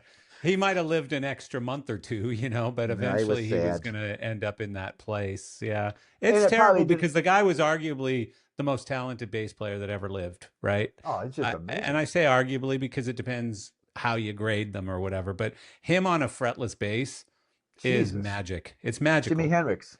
Jimi Hendrix on Yeah, bass. he's Jimi Hendrix on a And fretless he does. bass. He'll get right in your face too. Hi, I'm the greatest musician in the world. He Yeah. did that all the time. Yeah. But it was sad. Incredible. Incredible. Yeah. So I go to Santa Cruz. I don't even go home. They picked me up at the airport. The band is doing this video. They rented the Santa Cruz Fairgrounds after the fair closed, so they got the stage and the lights. And we're going to shoot the Yeah. video all night long. So I don't go home until something like 10 the next morning. Yeah. 3 hours of sleep, and I'm on my way to LA to go meet Joe and Steven. So I'm in the lobby of the Four Seasons Hotel, and the tour manager, by the way, who's a former DEA agent, shows up. And I probably look like I'm really fucked up because I've been up for days, Yeah. but I'm not. I'm not. And, but you know, back then, one of the things, the guys that were good at getting gigs were good at giving presentations. You'd get a little stand with you'd hire an artist to do an artist rendition of a lighting system. It was a real show and tell display. I never did it. I didn't have time to do it. But when I showed up, this tour manager says, "Where's your presentation?" I said, "I ain't got one, man. I just got off tour and I don't, this is it, me." You know? Oh, He says, wow. I was kind of rooting for you up till now. Oh, great. This is going to go really great. And he goes, they waited, they were done a few days ago, but we stayed in LA just because you weren't available till today. And now you show up with no presentation. Because you've probably seen a lot of LA designers show up with these fancy presentations. So I go up in the room and sit down at the table with Joe and Steven. And my first impulse was, fuck, these guys are icons. But that was gone in like 5 minutes. My presentation was, what do you guys want to do? They hadn't heard that yet, apparently. If it was a manager, I would have never gotten the gig. Yeah. But they immediately started, well, I want to do this, I want to do that. Steven was like using his fingers, walking, because they had a miniature model of the set. And Steven would be running around the set like with his stick fingers, telling me how he wanted to do. Anyways, within about 10 or 15 minutes of that, the three of us were collaborating, and the Yeah. vibe was really good. And when I left, it felt like I probably had the gig. The next day, they called and said that I had the gig, and I said, "Well, I can't take it. I already booked another tour." What? Yeah. So I called Val. Even though it's verbal, as you know, in rock and roll, a verbal agreement is still written in blood. I mean, your words, there's nothing else. And so, no, I can't. I go to Val and I tell him I got offered the Aerosmith thing. I asked to bow out. I says, I will do the legwork. I will find you a qualified LD so you don't get stuck doing all that. He goes, no, dude, the word's out. Aerosmith is back. They're going to do great. You're released. We'll find an LD. Have a good time. And so I did Aerosmith's first sober tour. Probably only sober tour. No, if they were even sober. No, Yeah. they've been sober ever since then. Yeah. The only thing they had since then is Steven's fallen with prescription drugs a few times. Yeah, Steven's had some problems. But no, they were so strict on that tour because they fucked up the previous tour, done with Mirror's tour. Yeah. They lost a ton of money. On our tour, the agreement when you got hired was if you get caught with one beer in your hotel room on a night off, you're gone. Really? That's strict, huh? Well, very strict. They explained it to us. It's not that we don't trust you with your habits, but if you have a beer, we'll find it. We don't trust ourselves. And it worked. It really did work. I mean, they did pull their shit together. They played better than they've ever played. But it took them a while to learn how to do that. Once I did get hired, Steven, being insecure about not being high, he thought we had some kind of spiritual connection, which I believe has something to do with my mouth is almost as wide as his. But other than that, we're not very spiritually connected as far as I can tell. But he wanted me to go to band rehearsals. Now, I don't do band, LDs don't usually do band rehearsals. We go to production rehearsals. Usually we meet with a band, you make ideas and plans, and then you meet them again at production rehearsals most of the time. But I spent 2 weeks in Boston, and it was weird as hell. The bass player would pick me up to go to work every day, and not a fancy car. And we go to this little shopping outlet where they had a little warehouse with a little rehearsal room. Nothing fancy at all. Um, I'd walk in with my pad of paper and my pencil to take notes, and walked in every day and walked out every day with empty pad of paper. For 2 weeks, they Oh, never geez. got all the way through one song. What? Why? My assumption is they never played straight before. They didn't know how to They they were didn't know how to struggling. manage their ADHD is my assumption. Interesting. Halfway through, I remember when Joe Perry came up to me and just said, "Man, you probably want to beat the shit out of the guy who got you this gig, don't you? You ain't heard us play a song yet, have you?" I said, "Joe, it don't matter. You guys are about chemistry, man. You get in front of a crowd, you'll be fine. Besides that, I get paid by the week. Yeah, you're paying me. I don't mind coming Keep here and going. doing nothing." Yeah, yeah. And we got to production rehearsals. And now Showco's got the new Prism sound system that brand new, not been used before. And we got moving lights. Aerosmith never used moving lights before. I got Tom Selner, a great programmer. John Wiseman was our guy. Yeah. And it's only 3 days production rehearsals, but again, they don't get to a song. And people are getting nervous, right? Yeah. Can And they they're play? Can and they they're play com- straight? Yeah. and they're coming to me because I came with the band from rehearsals, thinking that I'm going to get them to play a song. I go, no, they're not going to play a fucking song, guys. I'm telling you.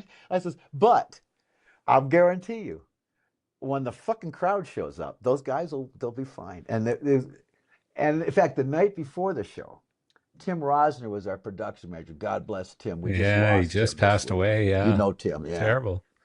That was a rough one.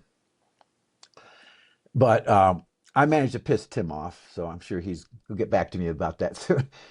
But you don't blame him. He's nervous as hell. He's got this big show, all this new stuff. This band with the worst reputation in the world. They ain't got through a fucking song yet, and Oh, brutal. they haven't used moving lights yet. Now, me and Tom Sellner, we put together I had a handful of pin matrix scenes on the board. I don't know if they're programmed pin matrix, but he had a handful of moving cues, moving light cues, and we came up with some ideas for different songs, different areas. Other than that, we're going to have to busk it. And Tim was nervous as shit. I don't blame him. But so he just comes up to me the night before the show and says, "Okay, that's it, man. You and Tom got to stay here all night. I want every song programmed by the show tomorrow." I go, "Nope, not going to do it." "What do you mean you're not going to do it?" I says, "We got a bunch of shit ready to busk." I said, "Now, the band, I have to be in tune with the band tomorrow night. And I have to be on their level. Me not sleeping and programming a bunch of stuff to songs, I don't even know if they're going to do the arrangements that way. It ain't going to work." I says, "I got to be on my tippy toes. I got to be so sharp that I got to be with them and I got to do that busking because they're Well, and do basically you even, at this point, do you even have tapes of them doing the full show or anything? Like do you have anything no, to program to? no albums, right? Yeah. I mean, Wait, that's crazy. no, That's there's no because lunacy. we haven't done a fucking show That's a yet. waste of time. Yeah. That's a waste of, you're right. I mean, you were absolutely right. And I was right. They kicked ass the first show. Did They were they? and they were and within I told everybody within the first 6 shows to 2 weeks, so we'll get all our cues together as we go along. But people aren't going to come here to see our cues. They're going to come here to see those fucking guys and their chemistry ignite. Where was the first show? Oh God, I can't remember. I don't really remember. Oh, okay. No It's in worries. my book. I mean, I got all I kept all my itineraries. Yeah. I want to talk about this book when we get to it. But so Aerosmith, it was a great year. They just blew the roof off every freaking night. They were so good. They had never been that sharp when they played, and Hmm. they were feeling it. You know, What and they tour was that? permanent vacation tour. Oh, okay. Yeah. Big one. Yeah, it was excellent. Um, and following that tour, oh, then Jim Chapman called me up, told me he didn't hate me for taking the Aerosmith tour, and gave me the Ozzy tour. Holy shit. Yeah, Wow. it was Ozzy's first sober tour. Oh my God. So, I'm the sober tour guy. Yeah. Yeah. There was this one college girl, and I did Alice Cooper the following year, who was Jesus. straight. Yeah. I also did Warren Zevon's first sober tour. So I remember bragging about this to this college girl once, and she said, "Oh, so you're the guy that fucked up rock and roll." Ah, that's hilarious. That is But funny. That's just so Jim, got me with him and Robert. They had the lighting, trussing laid out, and they did the staging, and they did the set, and they let me color the lights. And then Jim went on to do Bon Jovi, is why he had me do Ozzy. And then me, Robert, and Sharon Osbourne spent 2 weeks programming Ozzy's show, doing all nighters. The program Hell Shift, band rehearsals all day, light crew programs all night. And Sharon was there I think she was there every night. that's Um, impressive. yeah, absolute fun to work with. Yeah. Um, so I did that. And then following that, I had worked with Alice Cooper previously, the first time he tried to quit drinking. But he didn't go so well because he invented crack instead. And he was a mess. That was early 80s. But by the Trash tour, he was clean as sharp as can be. And I knew Joe Gannon pretty well. So Joe, who had been a lighting designer himself, he wanted to do three designers. He wanted Alan Branton, me, and him to design the Trash tour. He had worked with, I think you show with Alan, Joe gave Alan one of his first freelance gigs back in the 70s. Right. Yeah. So they were well connected. But Alan's a busy guy. By now, Alan's a big time, and I'm just a struggling guy trying to be a name guy, but I'm not a name guy yet. So I did put the whole show together. He gave me some input, but I basically designed the whole show. We're in the rehearsal hall with the lighting kit, and Alan comes by. This is the second time that we worked together. Well, I didn't tell you the first time we worked together, Alan didn't have to do much, so that was like the compliment. And then on this time, he came and looked. It was Jeff's got it. You don't need me. So I was cool. I like Alan. Every time he shows up, he doesn't got to do nothing. Yeah. He gives you thumbs up and Yeah. goes and gets a coffee. Yeah. So Alice. Now that by now, what I didn't talk about was after the Aerosmith tour. When I came home from tour, I hadn't been doing a lot of physical labor on that tour. I was prima donna LD, and I got a call to do a stagehand extra gig when I got home, and I didn't need the money, but you never say no. The Shoreline, and I always had back problems. I grew up on a horse farm. I rode in a rodeo when I was 10. I had Jeez. back issues my whole life, and I always knew how to manage them. Well, my back went out at this load up, but I couldn't manage it. It was bad. And the next morning, I couldn't even move from one. I had a collapsed vertebrae, Ugh. and it's pretty Painful. major. So Yeah. That's painful. I went through the entire Ozzy tour with a brand new collapsed vertebrae. Oh, Jesus. um, and Brutal. then and then we tried to do the Alice tour, but we went through all of Europe. Alice was a little rougher on the logistics, traveling logistics. And after doing all of Europe and then Canada through the winter, um, I bowed out. I said, I can't. I got to heal myself. I thought I was quitting touring at that junction. I was just going to find What out year? something. What year was that? That would be 89. Okay. And I was already really interested in what Alan Branton was doing. And I thought, now, if I could move, I was living in Santa Cruz, but I had friends in LA. So I thought I need to move to LA and try to get into this rock and roll lighting for TV, for cameras. And that way I won't have to tour. Maybe my back can handle that. Um, so I moved to LA, and I had so much help and assistance from touring brothers. With Alice Cooper, we did a really nice, filmed it, live video of a show for the Trash tour. And the DP on that, who is Vance Brubery. He was a lighting guy too. Excellent rock and roll DP too, man, just great.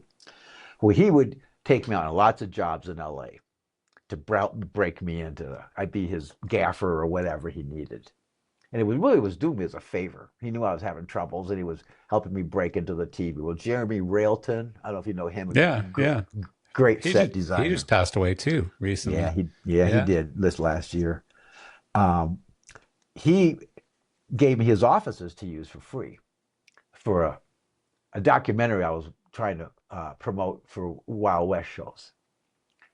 But so I was getting a lot of help, but it was my back was just still fucking up. I was working a different TV show, Your Big Break, kind of a American Idol type show before American Okay. Idol. Um, and anyways, I'm just bouncing around and doing a lot of therapy, spend a lot of time doing water therapy and all of that. And I go to visit Santana after a couple of years at the Hollywood Bowl. And Carlos just looks at me and goes, "You're not working?" And my show's like, "Dude," I said, "I can't, you know." So we made an agreement. I went back on the road with Carlos. I just says, all I can do is run lights for the show. I can focus and do lights for the show. I can't do another damn thing. I got to be in lotus position on the bus or at the spa working out, or I'm on a real heavy physical therapy thing right now. And he said, "Fine." I did a couple more years with Carlos Wow, good for you. and fell apart.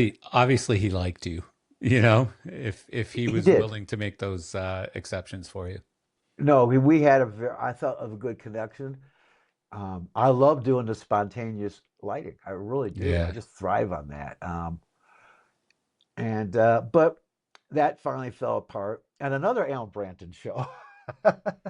We did a live concert shoot in Mexico City, and Alan Branton again was brought in to make sure I behaved myself. And who did he bring in with? He brought in not Kieran, Tom Beck. Brought Tom Beck Okay. to work, Yeah. who was wonderful to work with. So those guys were backing me up, and my back was flimsy still, and a lot of pressure on that show. We had hardly any fixtures to work with, so we had to make magic happen with very little, which is what you do.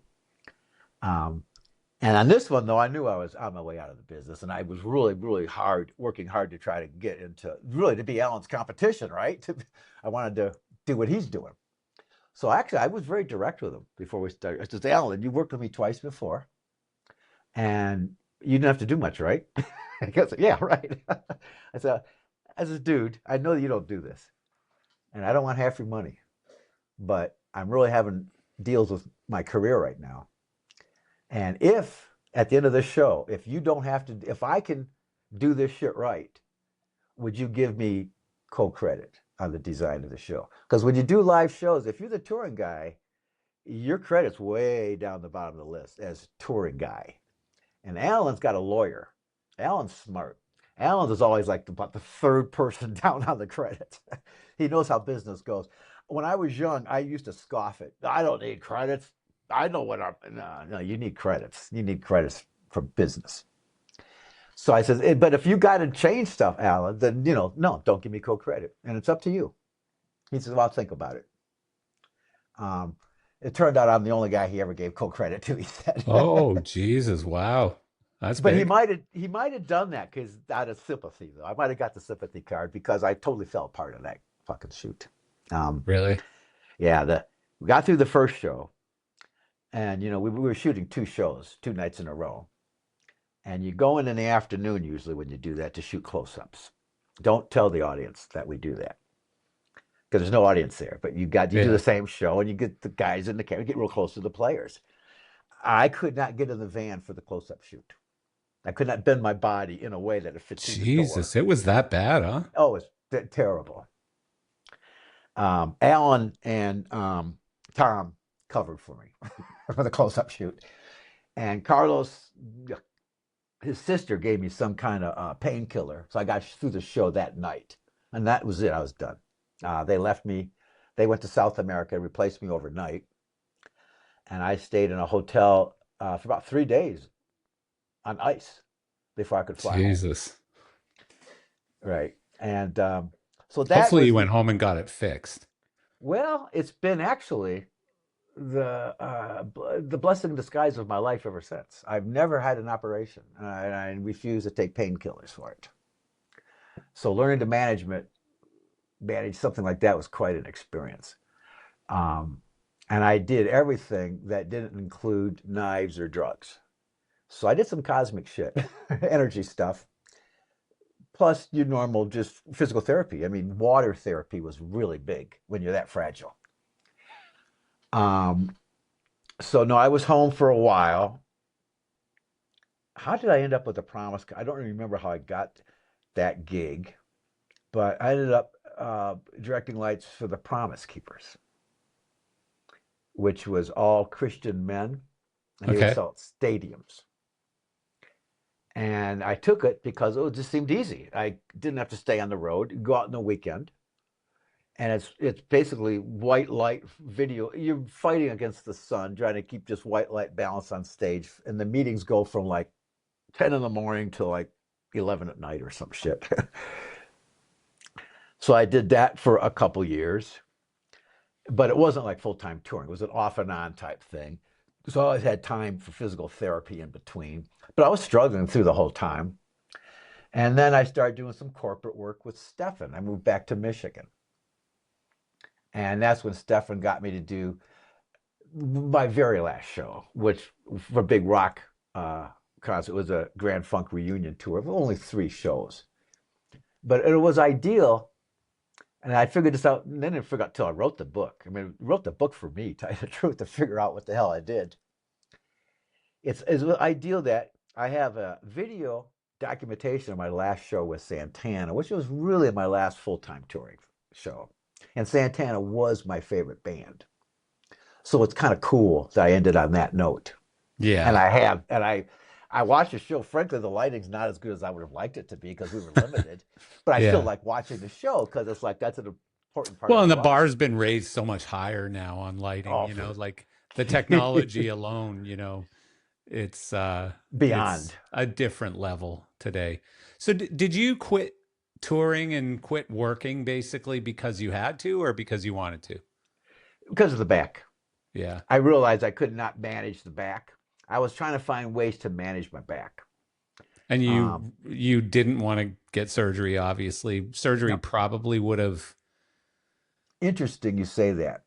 There wasn't surgery available yet. Oh, The surgery yeah. they do now, I've gone back and backtracked. It actually came into existence right around the same time, so it wasn't really well known yet.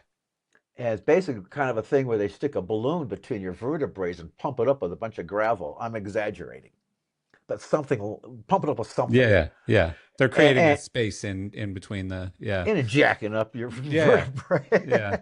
And those things came open sometimes. Yeah. Those balloons pop sometimes. So it re-injured itself or whatever. But I never knew about that. So Yeah. I never knew that was even an option. And I'm glad I did. Now that I've gone through all this, I'm glad. Actually, it's still a thing. Um, Hmm. and as I age, it's a blessing in disguise because it forces me to take care of myself in ways that I probably wouldn't take care of myself otherwise if I wasn't avoiding pain. Yeah. And I'm doing really good. I had to quit playing drums for a bunch of years, but I'm back to playing drums now. Oh, good for you. Yeah, I'm Yeah. loving it. I'm loving it. It's Yeah. more fun now than ever. Yeah. I can only Yeah. imagine. And corporate work. So I started doing corporate lighting, which you always had time off in between to, recuperate and do your physical Yeah. therapy. I don't drive car. I don't own a car. I ride my bicycle year round in Michigan because it In the keeps my winter. back. Yeah. Jesus. And I love it. Humans did shit like that for like most of our existence on the planet. Yeah, I know, I know, I know. I We, have a house in the summer. Well, I own a house in Canada, and do you know where Banff is in Canada? In the mm, mountains, the Canadian Rockies, like an hour and a half sounds pretty. outside of Calgary, an hour and a half outside of Calgary in the mountains. Okay, that And sounds I'm pretty. from Calgary, and so I live in the winter in Florida. I'm a snowbird now, basically. I live in the winter in Florida and the summer up in Canada. But up there, it's crazy because you'll be there today. It's probably minus 25 or something, and you'll see people riding their bikes. No, you know what? I didn't think I could either. I grew up on a horse farm in Michigan. I hated winters. Hmm. Horse farms are not fun in winters. But when you put layers on, once you're out there riding, the blood's going, it's amazing how good you feel. Um, and Until just you hit a patch of black ice and you tumble. you learn to negotiate that after a few tumbles. Yeah. Yeah. And I'm retired. If I was still hustling a career, I could not get away with this. No. The last few years, since I worked at the U of M at the end of my career, I quit doing corporate stuff. It was a really for a straight. It was my first straight job, frankly, and it was great. It was had benefits. Helped manage a giant video studio, and I worked with students. They called me the professor of 11th hour magic because I That's would help good. them put their first time they put really big productions together, Yeah. and I loved it, man. I just loved it. That was about 10 years of doing that, and then since I retired, I write, I ride my bike, I light plays under That's certain cool. conditions, long as my bike can reach the theater. That's cool. The one theater I work at mostly, it's a beautiful. I live on the river, and my bike ride to the theater is along the river. Nice. And I like the plays they do because they do a lot of new work and a lot of they promote new writers and new. It's very progressive. So it's not really just for the lighting, although I do like the lighting, but I just like brainstorming with a bunch of collaborating with a bunch of cool people I like that. figuring Yeah. out a new play, you know. It's So you're not driving a car because you don't want to, or because it's uncomfortable, or yeah, it because, hurts my back. oh, okay. It's a very And the bad, it's a bicycle very doesn't. no, it keeps movement is what it's about, movement. Yeah. I take Yeah. I take walks when I'm writing. I take walks after every meal. Yeah. I And love walking. It's my therapy. Every morning I get up at 5 o'clock and I do, some perfect, meditation and a few things. And by 5:45 or whatever, I'm usually out for a 4 or 5 mile walk every morning, and I listen to perfect. podcasts or Oh, that's whatever. perfect. Yeah, no, I love it. I love walking. And up in Canada, of course, every single day I walk for, you know, Well, it several must be miles. beautiful where you live, It's right? ridiculous. It's so beautiful. It's God's country for sure. It's beautiful. Beautiful land up there. So tell me the pirate years of concert touring, what makes you call that era, like the pirate years, like the Wild West or whatever, right? Well, I got the phrase from I think somebody younger, and because we never called ourselves the pirate years of anything. We, we were just doing, we found a place where we could function, basically. We were all outsiders back then. Yeah. I think Van Halen's drummer, a quote got a tribute to him, I think really covers it well. He said, we're not like this because we're in rock and roll. We're in rock and roll because we're like this. Yeah, that makes a lot of sense. Yeah. Yeah, it's so true. And I That's a think true statement. I think most of us had ADHD. We didn't learn under normal circumstances, but we got into rock and roll. We blossomed, you know? Yeah. You were And telling me about doing the oil light shows, for all these kids that had come by your house and stuff. Do you know Jonathan Smeaton, or have you ever known Jonathan Smeaton? yes, I don't know him well, but Yeah, when he was doing, who's the Liquid guy that, Len. He was Liquid Len. oh, I didn't know him then. Uh, But I knew he had that background. yeah, yeah, Hawkwind, right? Hawkwind, I yeah, think was his exactly. name. Yeah, But I saw him do Peter Gabriel, and beautiful. it was the smartest, intelligent use of intelligent lighting I had seen at Yeah, that that point. was a fantastic show. Beautiful You show. saw it. Of course, They beautiful. it didn't have a And ton of the movement. towers, those towers were Yeah. incredible. Oh Yeah, man, and the way that Peter played to the lights. yeah, amazing. I was I think at that point I had not seen a better moving light show. Until years after that, if you would have asked me what's Right. the best show I've ever seen, it was that one, Yeah. and it's still in the top 10 for sure. Like, it was just such a perfectly lit, such a perfect show. Yep. Like, It and Peter was was amazing, and emotional, yeah, loved it. visual, Loved it. everything about it. Yeah, loved it. Innovative. It was like nothing else. You couldn't compare it Yeah. to anything. Yeah. Yeah, but the whole Smeat and Liquid Len thing was funny. He told me about it on the podcast, and I got a whole new appreciation for that era. And I don't know, did you ever do anything with high-end systems? No. Another gentleman who passed away last year, Bob Schackrell, one of the founders of High End Systems. That's how they got started. Him and Lowell Fowler, the co-founder of High End I didn't know Systems. that.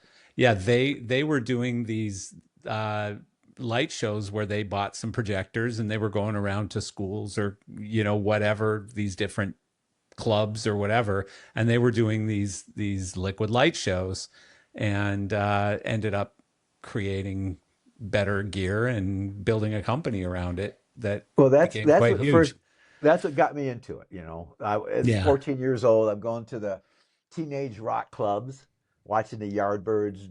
I saw Jeff Beck Group and Jimi Hendrix before I ever heard any of their records that's wild. at 14 years old. That And is I'm looking over incredible. the shoulder of the hippie with the overhead projector, going, "What the fuck is this guy doing?" Yeah, that's fantastic.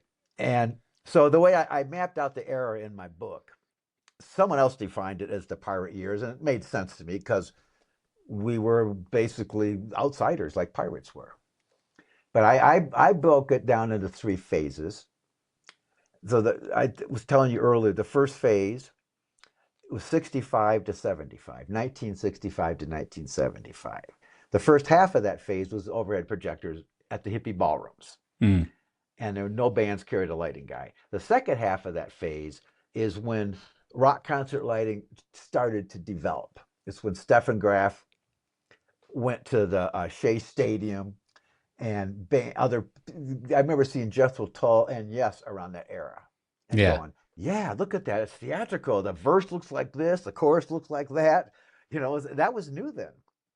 And then I call the second phase 75 to 1975 to 1985, and that's when Walls of Pars took over. With maybe a few Leakles snuck in here and there, but it was just wall, and there was moving lights were being dabbled with and played with, but they weren't dominating Small quantities, yeah. right. And there And then certainly were no shows that were only moving lights. no, we tried that with Devo, and I was against it, and I was Yeah, rightfully against it. yeah. But and I luckily, and it was an interesting time being with Morpheus. I don't regret any of it, man. It was just, I walked away. It wasn't a good situation. But it was. They put me on the map, and we put each other on the map, and it was fascinating. And there was like probably 5 years before High End showed up. It was really just Morpheus and Vari-Lights. That was it. There was no other moving lights. It's true. Yeah. So that Well, there made were some European companies, but they were so small they and they were primarily focused on clubs. right. They didn't count. Nobody went That's how after we rock and felt. roll. Well, and actually, I don't know. Do you know the whole story about how High End really got into touring was because of Chaz Harrington with Dire Straits. I And know. I didn't know that. Chaz Harrington, I think he tried, I can't, he told the story on my podcast and I forget it already. And I'm good friends with Chaz. But I think he tried to get a Verilight package and Wiseman blew him off, Yeah. and he couldn't get any Verilights, so he went and bought like 24 IntelliBeams from High End and put them out on Dire Straits, and it blew everyone's minds because of how fast they were and how they didn't break all the time. They were pretty reliable and stuff. And next thing you know, there were just tens of thousands of IntelliBeams on all kinds of tours and shows and stuff, Yeah. right? It by the mid to late '80s, there was probably what, five or six companies very strong, mass Yeah, producing moving lights. yeah, yeah, And High End, I think, was the first one after Morpheus and Vari-Light. yeah, yeah. High End was pretty early. So, and that to me, that's the third phase of the pirate years, which is 85 to 95, where the moving lights finally started to dominate shows. And, between 95 and 2000, it went from pretty much projections, I think, took over the visual aspects of shows around the 2000s. Yeah. But I was pretty much retired. And So the it's, story ends there. The moving light story ends at 2000, right? Because you were yeah, done. I Who was done cares about after that? Yeah. 95. I think I was done Yeah. 95 Yeah. actually. Yeah. That's wild. Um, I mean, and moving lights now are just a commodity, you know, like somebody who was telling me the other day, it was one of those K-pop bands. And he was working on the bid for it or whatever, and it was 1,700 and some odd moving lights for a Jesus. K-pop band. 1,700 moving lights. Okay, here's my comparison. The pirate years of rock and roll, bad concert lighting was some high hippie just pounding on momentaries, Yeah, right? Just shit, for no sensible, just flashing yeah, shit for no reason. yeah, Today, to me, bad lighting looks phenomenal. It's just not relevant to the shows. yeah. All light looks phenomenal with the program capacities and the instruments with their. I very rarely see photographs of shows that don't look phenomenal. No, they You all look know? amazing now. You're They all you're look totally amazing. right. That's a great point. But the only thing that would be bad about today's lighting is if all that extra pizzazz is just not relevant to what's going on with the music. You know, now here's where I'm going to get in trouble. Show this, my geezerness, get off my lawn, old man It's all thing. good. There's a style of lighting that's really incredible that I hate, and I blame it on Fish. And the guy's great; he's a great LD. But I had students at the U of M that did this too. I've seen a couple other jam bands that do this, and somehow the overall style, at least from this old man's perspective, is they put a truss just above the band's head, and the lights go straight up in the air, and they do incredible patterns. And the programming, if it's done by the right guy, it's like you're It's playing a amazing. musical instrument. Yeah, It's amazing, yeah. but I can't see the fucking band. Well, and you're drawing attention away from the stage. Exactly. It And to doesn't me, the make any sense. priority was always to Isn't that see your the gig to make band. sure that the people can see the band, pretty I mean, much, right? this is where I'm an old man, right? No, but it's I think it's fundamentals. You know, I and, think that that's what you should be doing. and before the Yeah. projection screens came in, our job was to force the perspective so you would see the players even better Yeah, with lighting. I agree.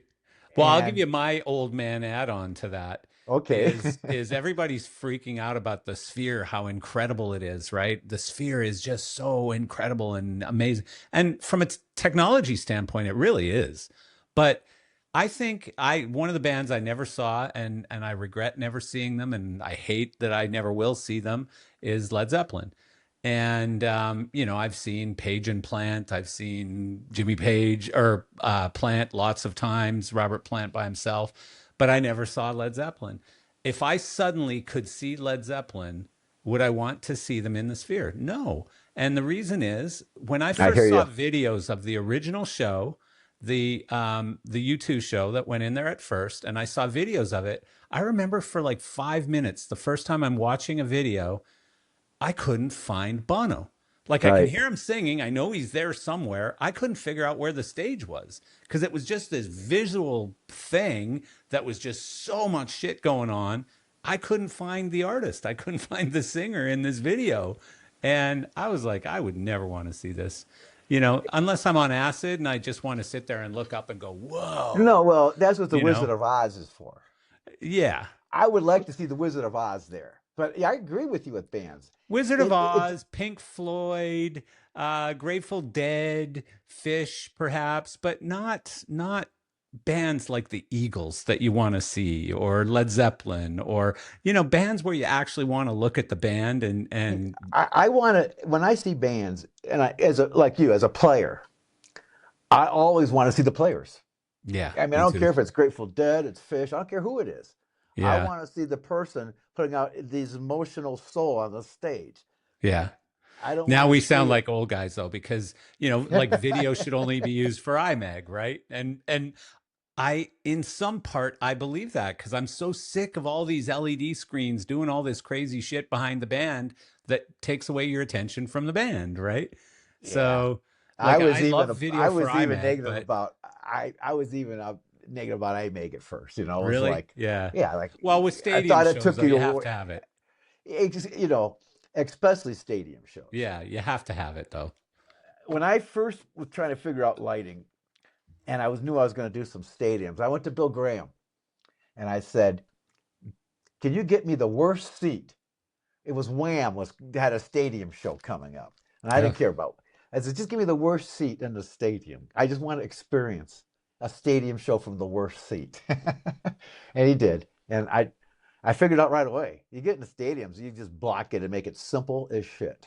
Yeah. Big, bold, and simple. You're not going to see any intricate. Nowadays, you will because you got such fancy technology. Yeah. Back then, no, you just all spotlights just need to be like almost white the whole time. I mean, it's just Yeah. Well, now you got fixtures that are so bright too. Like every manufacturer is making these, gazillion lumen freaking moving lights now that, like what are we trying to light shows on the moon, or something? Like it's just getting really crazy how bright these fixtures are. And you got screens and lights battling for, the sun. They want the same output as the sun, apparently. But yeah. I don't know. I mean, technology I think is beautiful. Poorly used technology sucks, and that's just where I'm at. And my biggest challenge with shows today is that they're ubiquitous. You can't tell a country show from a pop show, from a rock show, from a, they all look the same. visually. It's the same lighting plot on so many of these shows, and I'm I just like, actually haven't thought of that, but as soon as you said it, it makes sense. I don't go to a lot of shows anymore, but just seeing pictures of shows. You're right. well, They you all look. said all those That's pictures are what bad beautiful, lighting and is you're these right. days. You're right. Bad lighting looks incredible these days. It's just They're not relevant. beautiful. They're all beautiful, but tell me one from the other.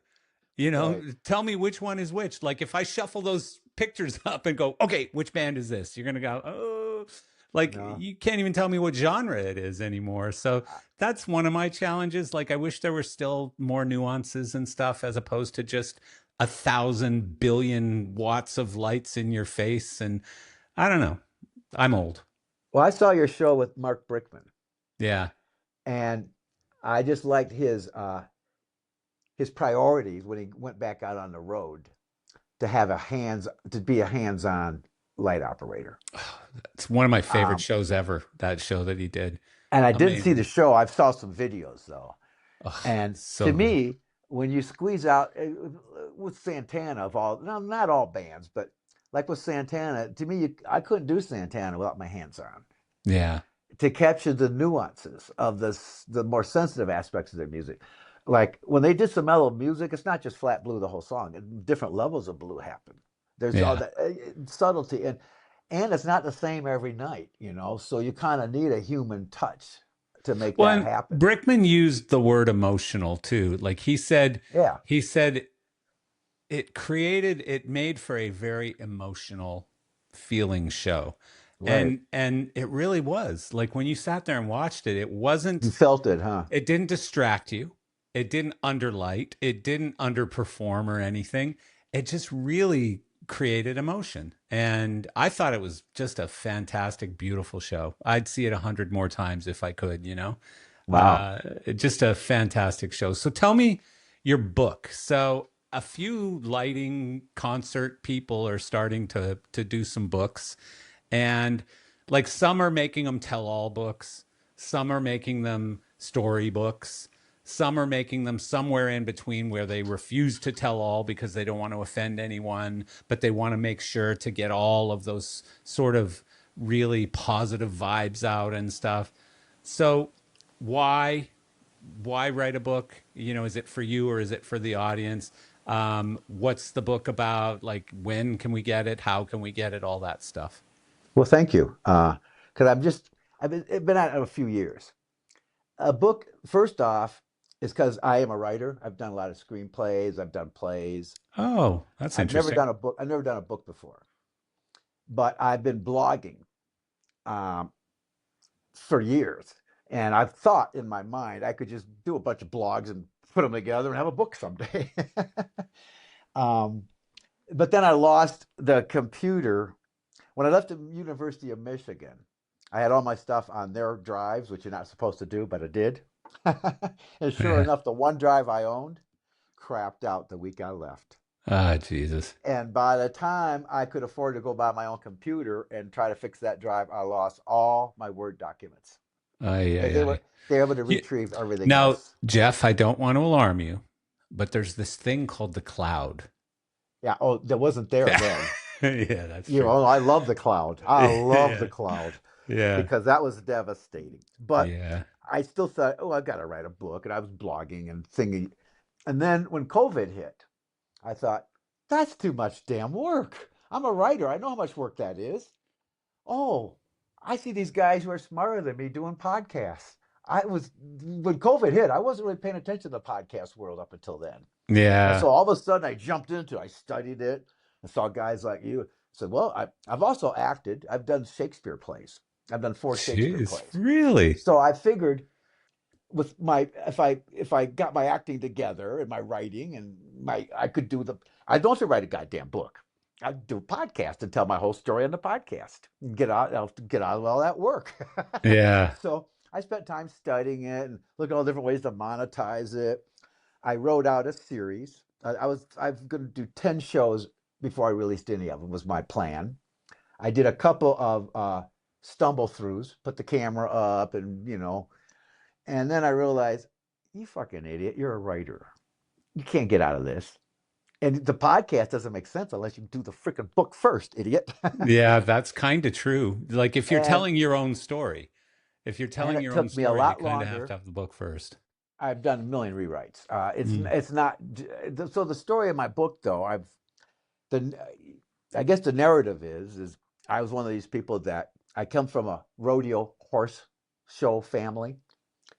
I didn't want to do that, and I didn't feel like I fit in anywhere else. I wasn't. I'm. I'm really smart, they tell me, but I didn't do very good in school. I'm sure that's ADHD, which wasn't diagnosed back then. And I'm glad it wasn't diagnosed. You know what Uh, though? It should your book should have a different title than it does then. It should be, How to Be a Lighting Guy, a Misfit's Guide or something like well, that, maybe because I'll you're a thank you. misfit. I'll You're a take that misfit. into. Well, the book does kind of go on that, but that's a good idea. So I wrote it not really for the business. I didn't. It's not a tech. In fact, the people that have read it, I finally got to the point now where people are reading it fast. That's to me the most important thing. When readers take my book, if they say, "Oh, I read it in 2 sessions," I go, I don't care about the rest of what you're saying. If you read it in 2 sessions, I'm pretty good with that. Yeah. And, and so I do try to narrow it down, cut it. But I didn't really write it for the business. I wrote it as a historical document for people not in the business, trying to bring people into the world to see what it was like, hoping that the people in the business don't hate it, that can relate to it, but they already know all this stuff. Yeah. The few readers that I have, and it wasn't really much of a critique. When I did try to, we were talking about the early Cyclops and the early Variolites and the early Panospots, you got to get a little technical. And I really tried to explain how things worked in the simplest, not in the weeds fashion that I possibly could. And I'm not that technical. And no one really complained, but I did have people say, It was you know, still too technical. that slowed me down a little bit. Yeah. I can Yeah. understand that because what we do is, weird magical science to most of these people, right? Like And the maybe it the should tools stay we that work with way. and stuff. Perhaps. I've tried to do similar things with the podcast to try to create some appeal to bring people in from outside the business into the business to hear some of these stories. Because I think, like, while I was just talking to you now, your Aerosmith story, one of my best friends in the whole world is one of the largest Aerosmith fans there is. I mean, this guy's seen Aerosmith probably 40 times or something. He's just a huge Aerosmith fan. And I'm like, I got to share this chapter with him and make sure he hears this part of the podcast because he'll love it. He listened to the Brickman one because he's a huge Pink Floyd, David Gilmour fan, Cool. and he really gets off on it. But getting outside our little sphere with that information is really hard. It's I would really hard. imagine. Yeah. It I, really is hard. I keep thinking I can do it and I never do it. Every once in a while I do, and then I usually get comments from people who are not in the business who are like, this guy's an asshole, this host. The host is an asshole. He talks too much. He's a blowhard. He's well, just a loudmouth but, idiot. but your thing really is geared towards the business. Yes. Like being in the business is why I love your podcast is, Yeah. and I can see where people outside the business aren't going to really relate to some of the stuff people are talking about. It's Yeah, just like now in my book, the first time I talk about Cyclops, I actually start. There's about 3 episodes, 4 or 5, whatever. But what I say is, I explain that I'm going to get a little technical, and if this bores you, you can skip it and go to page blah blah blah and see how I lit strippers. that's funny. You know.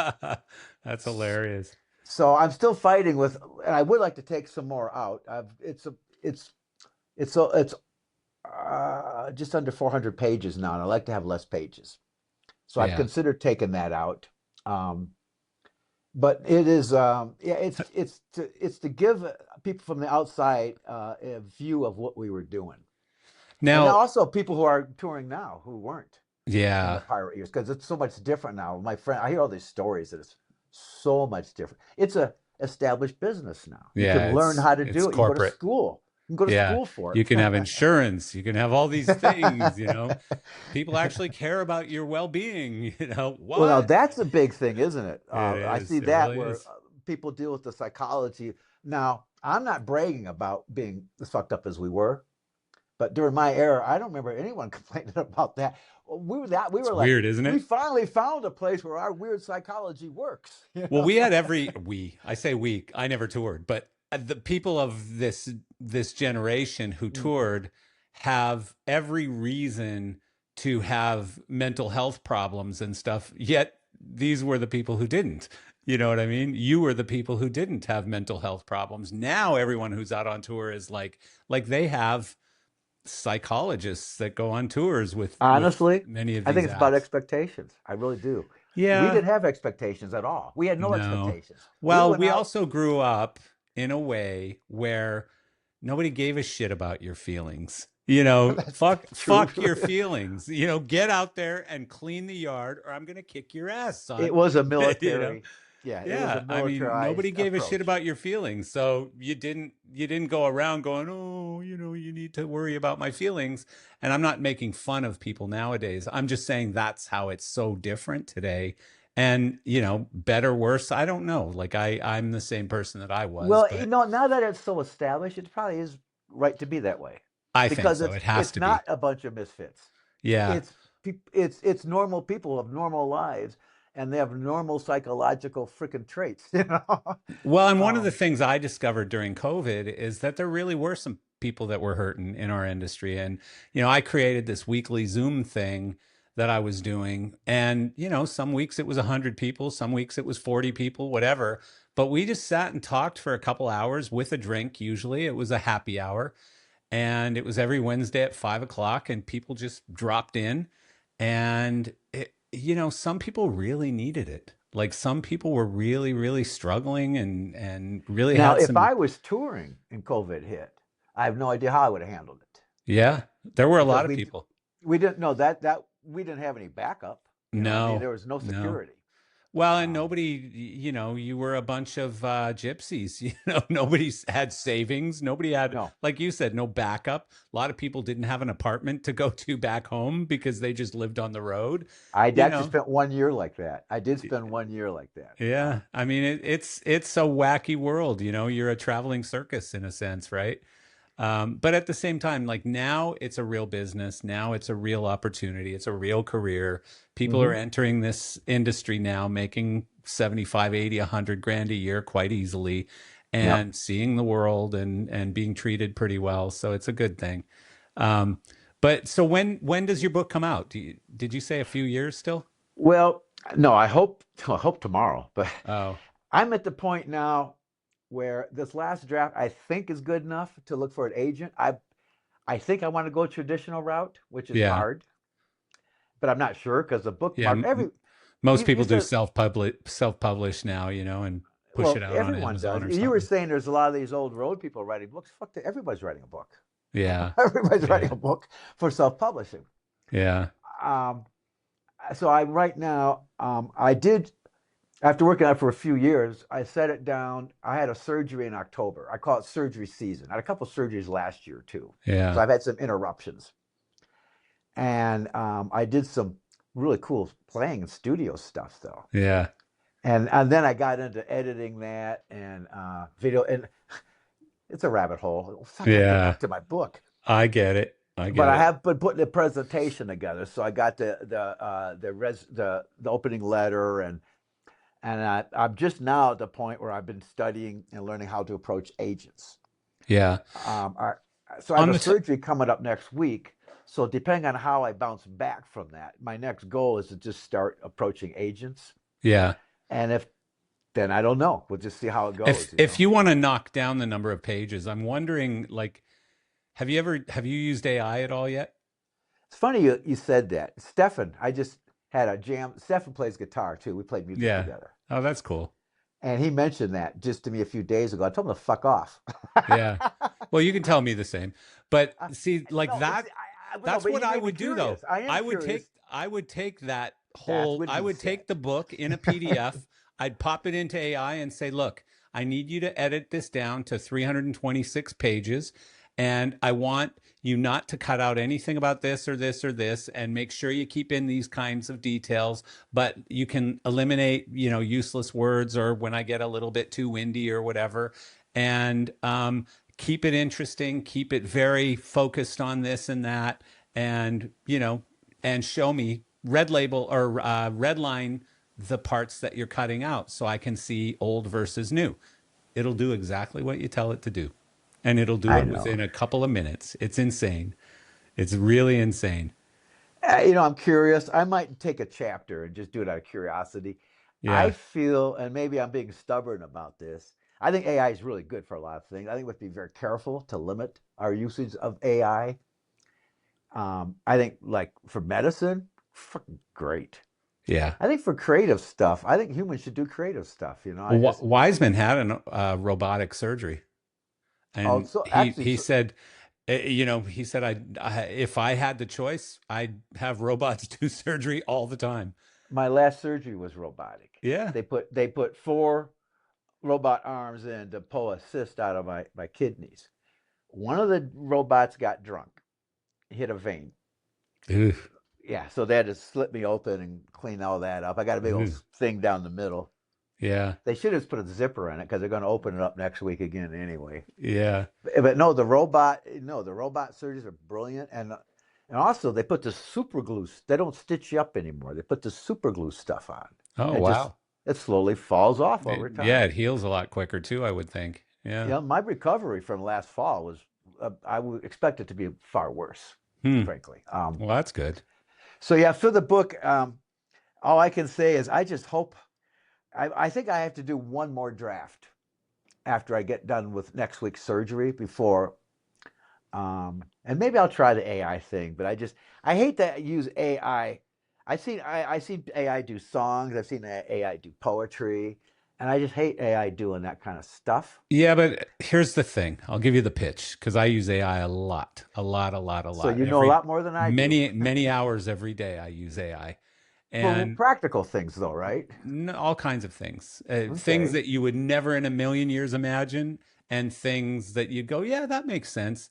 But also a company. I've created an AI company already as well.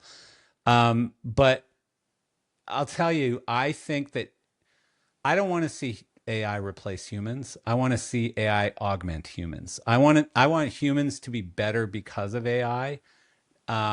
I don't want AI to replace humans at all. But here's how you don't get, and you will never be replaced by a human because you're retired, so you don't give a shit. But I'm talking about someone who's 25, 30, 40 Right. years old, has a Right. job, needs to keep their job. And you got to look at what your job is and how easy you'd be to replace. Make yourself harder to replace. So augment your work with AI, become a better human with AI. I don't think is going to replace most jobs, especially in our industry. But I think the human who is powered by AI is going to replace people in our industry. So you're going to lose your job to someone who's using AI, is what's going to happen. And I firmly believe that I'm a superhuman when I use AI. I can't be beat. I'm just too good at what I do when I'm using AI. But I'm not using AI to replace me. I'm using AI to make me smarter and to enable me to do things that I couldn't do before. And on a practical level, that makes sense to me. But maybe I'm just being stubborn. But when it comes to creative, like, you're a bass player. Do you write songs too? I used to. I don't anymore. I don't play anymore, really. I just hang them up on the wall behind me and look at them, and they look nice. I haven't played in years. Oh, you should pick it up again. It'll be more fun now than I ever. think about it, but I'm too busy, to be honest. And Well, that's good. I love the creativity that I have in my own business and stuff. But I think where Right. you were going is, would you use AI to write a song Right. or bass or Right. whatever? No, I wouldn't. Okay. But what I would do is, if I was playing this killer bass line and I wanted a guitar part over it just so I could put it together in my mind and stuff, Oh, I'd say, hey, can right, you I put a hear you. guitar part over this? Or can you put a keyboard part on this? Or put a bass or put a drum line behind this or something? Like I would do just to make it better for me to build my part of that song or whatever, right? But the other thing I'll do, like if I'm stuck on, let's say I was stuck on a lyric and I've just this doesn't make sense, but I want it to say this and it's just not fitting right. Can you help me? And it'll say, how about you scramble the words a little bit and add this one here instead? Oh, there you go. It's perfect. Well, what's different between that and asking your buddy John, hey, can you just give a listen to this and give me something? Because I'm missing this one little part. Same thing. It's just faster Yeah. and it's more convenient. So, but when you I, get lazy and say, I gotta say Happy Valentine's Day to my wife, can you write her something really nice for me? That's bullshit. Like that's garbage. And your I wife's gonna did try leave you. AI on an email the other day, and did you want a better version? It put down exactly what I wrote. So I like that Yeah, yeah. AI. Well, I'll Well, tell you what. I think it would be worth a try. Just popping your book into one of the AI models and just saying exactly what you want. Like, I love what I've written, but I think I get a little wordy on this certain topic or this one or that one. see, And that's a good point. But when as a writer, I like to develop my own voice, and I like me going back. And yeah, it takes a lot of time, so maybe you're right. But I it's do not, spend tons yeah, of time getting rid of stuff when I it's edit. not Tons writing. of It's time. not writing for you. And I It's also invert sentences frequently. I go, oh, wait a minute. If this part of the sentence is here, oh, that flows better, and I lose three words. And I like going through those gymnastics, but they are time consuming. Well, They and are time every consuming. professional author has editors too. They Well, have editors. hopefully, I'm going to end up with one at some point too. Yeah, but So why that's going not to use happen AI anyway. as version one of your editor? AI is a great editor. So, anyways, I'm not here to promote AI or anything. It just sounds to me like a perfect use for it. Like Well, you're I the would do second that. person to bring it up in like a matter of a few days, so maybe Yeah, I'll have to yeah. check Well, it out. tell Stefan that I agreed with his idea. Well, I appreciate it very much, Jeff. I didn't know you before this call, but I kind of feel like I know you after this podcast here. So Well, you know so many people that I know as well. yeah, well, you can't be in this. I've been in the industry now 35 years selling lighting or being in the lighting business. And like, I've never toured with people, but I know all of the people who tour, Right. Well, So John Wiseman has a John's one of position my better like that. friends. Yeah. John, of all the outside people, whenever he showed up for tours, he was one of us. Yeah. Vance Brubery is the DP. Not all DPs who come in and help you shoot rock concerts are one of you, but Yeah. Vance Brubery was. When he showed up, he was one of us. Yeah. It's just something you just feel that, yeah, there's a. And I love that's what kept me in this industry for as long as it has, because I'm an entrepreneur. Like I could just as easily be in any other industry, right? But I just love the people in this industry. I love the stories in this industry. It's why I do a podcast. I certainly don't get rich from it. I just love the stories and I love the people and I love spending a couple hours meeting a new person and hearing your story. And so, yeah, it's cool. So I appreciate you doing it. How many of these do And you do a week? on a busy week too, and on a Oh, okay. non-busy week, none. But it's Okay. usually one or two a week. Yeah, more Um, than two would be a lot to me. That'd be a well, lot. honestly speaking, if I didn't work, because I still run three companies right now, if I didn't work the ridiculous amount of hours and time that I do, I would do four podcasts a week, five podcasts a week, because I love doing it. I just love sitting here talking to people. It's my favorite thing to do. And I love editing the podcasts. I don't get to anymore because I don't have time. Right. But Yeah, I really, really love this genre. I love listening to it. I'm a fan of podcasts, but I would do this as a full-time gig if I could, but it doesn't pay very well, so I can't. Right.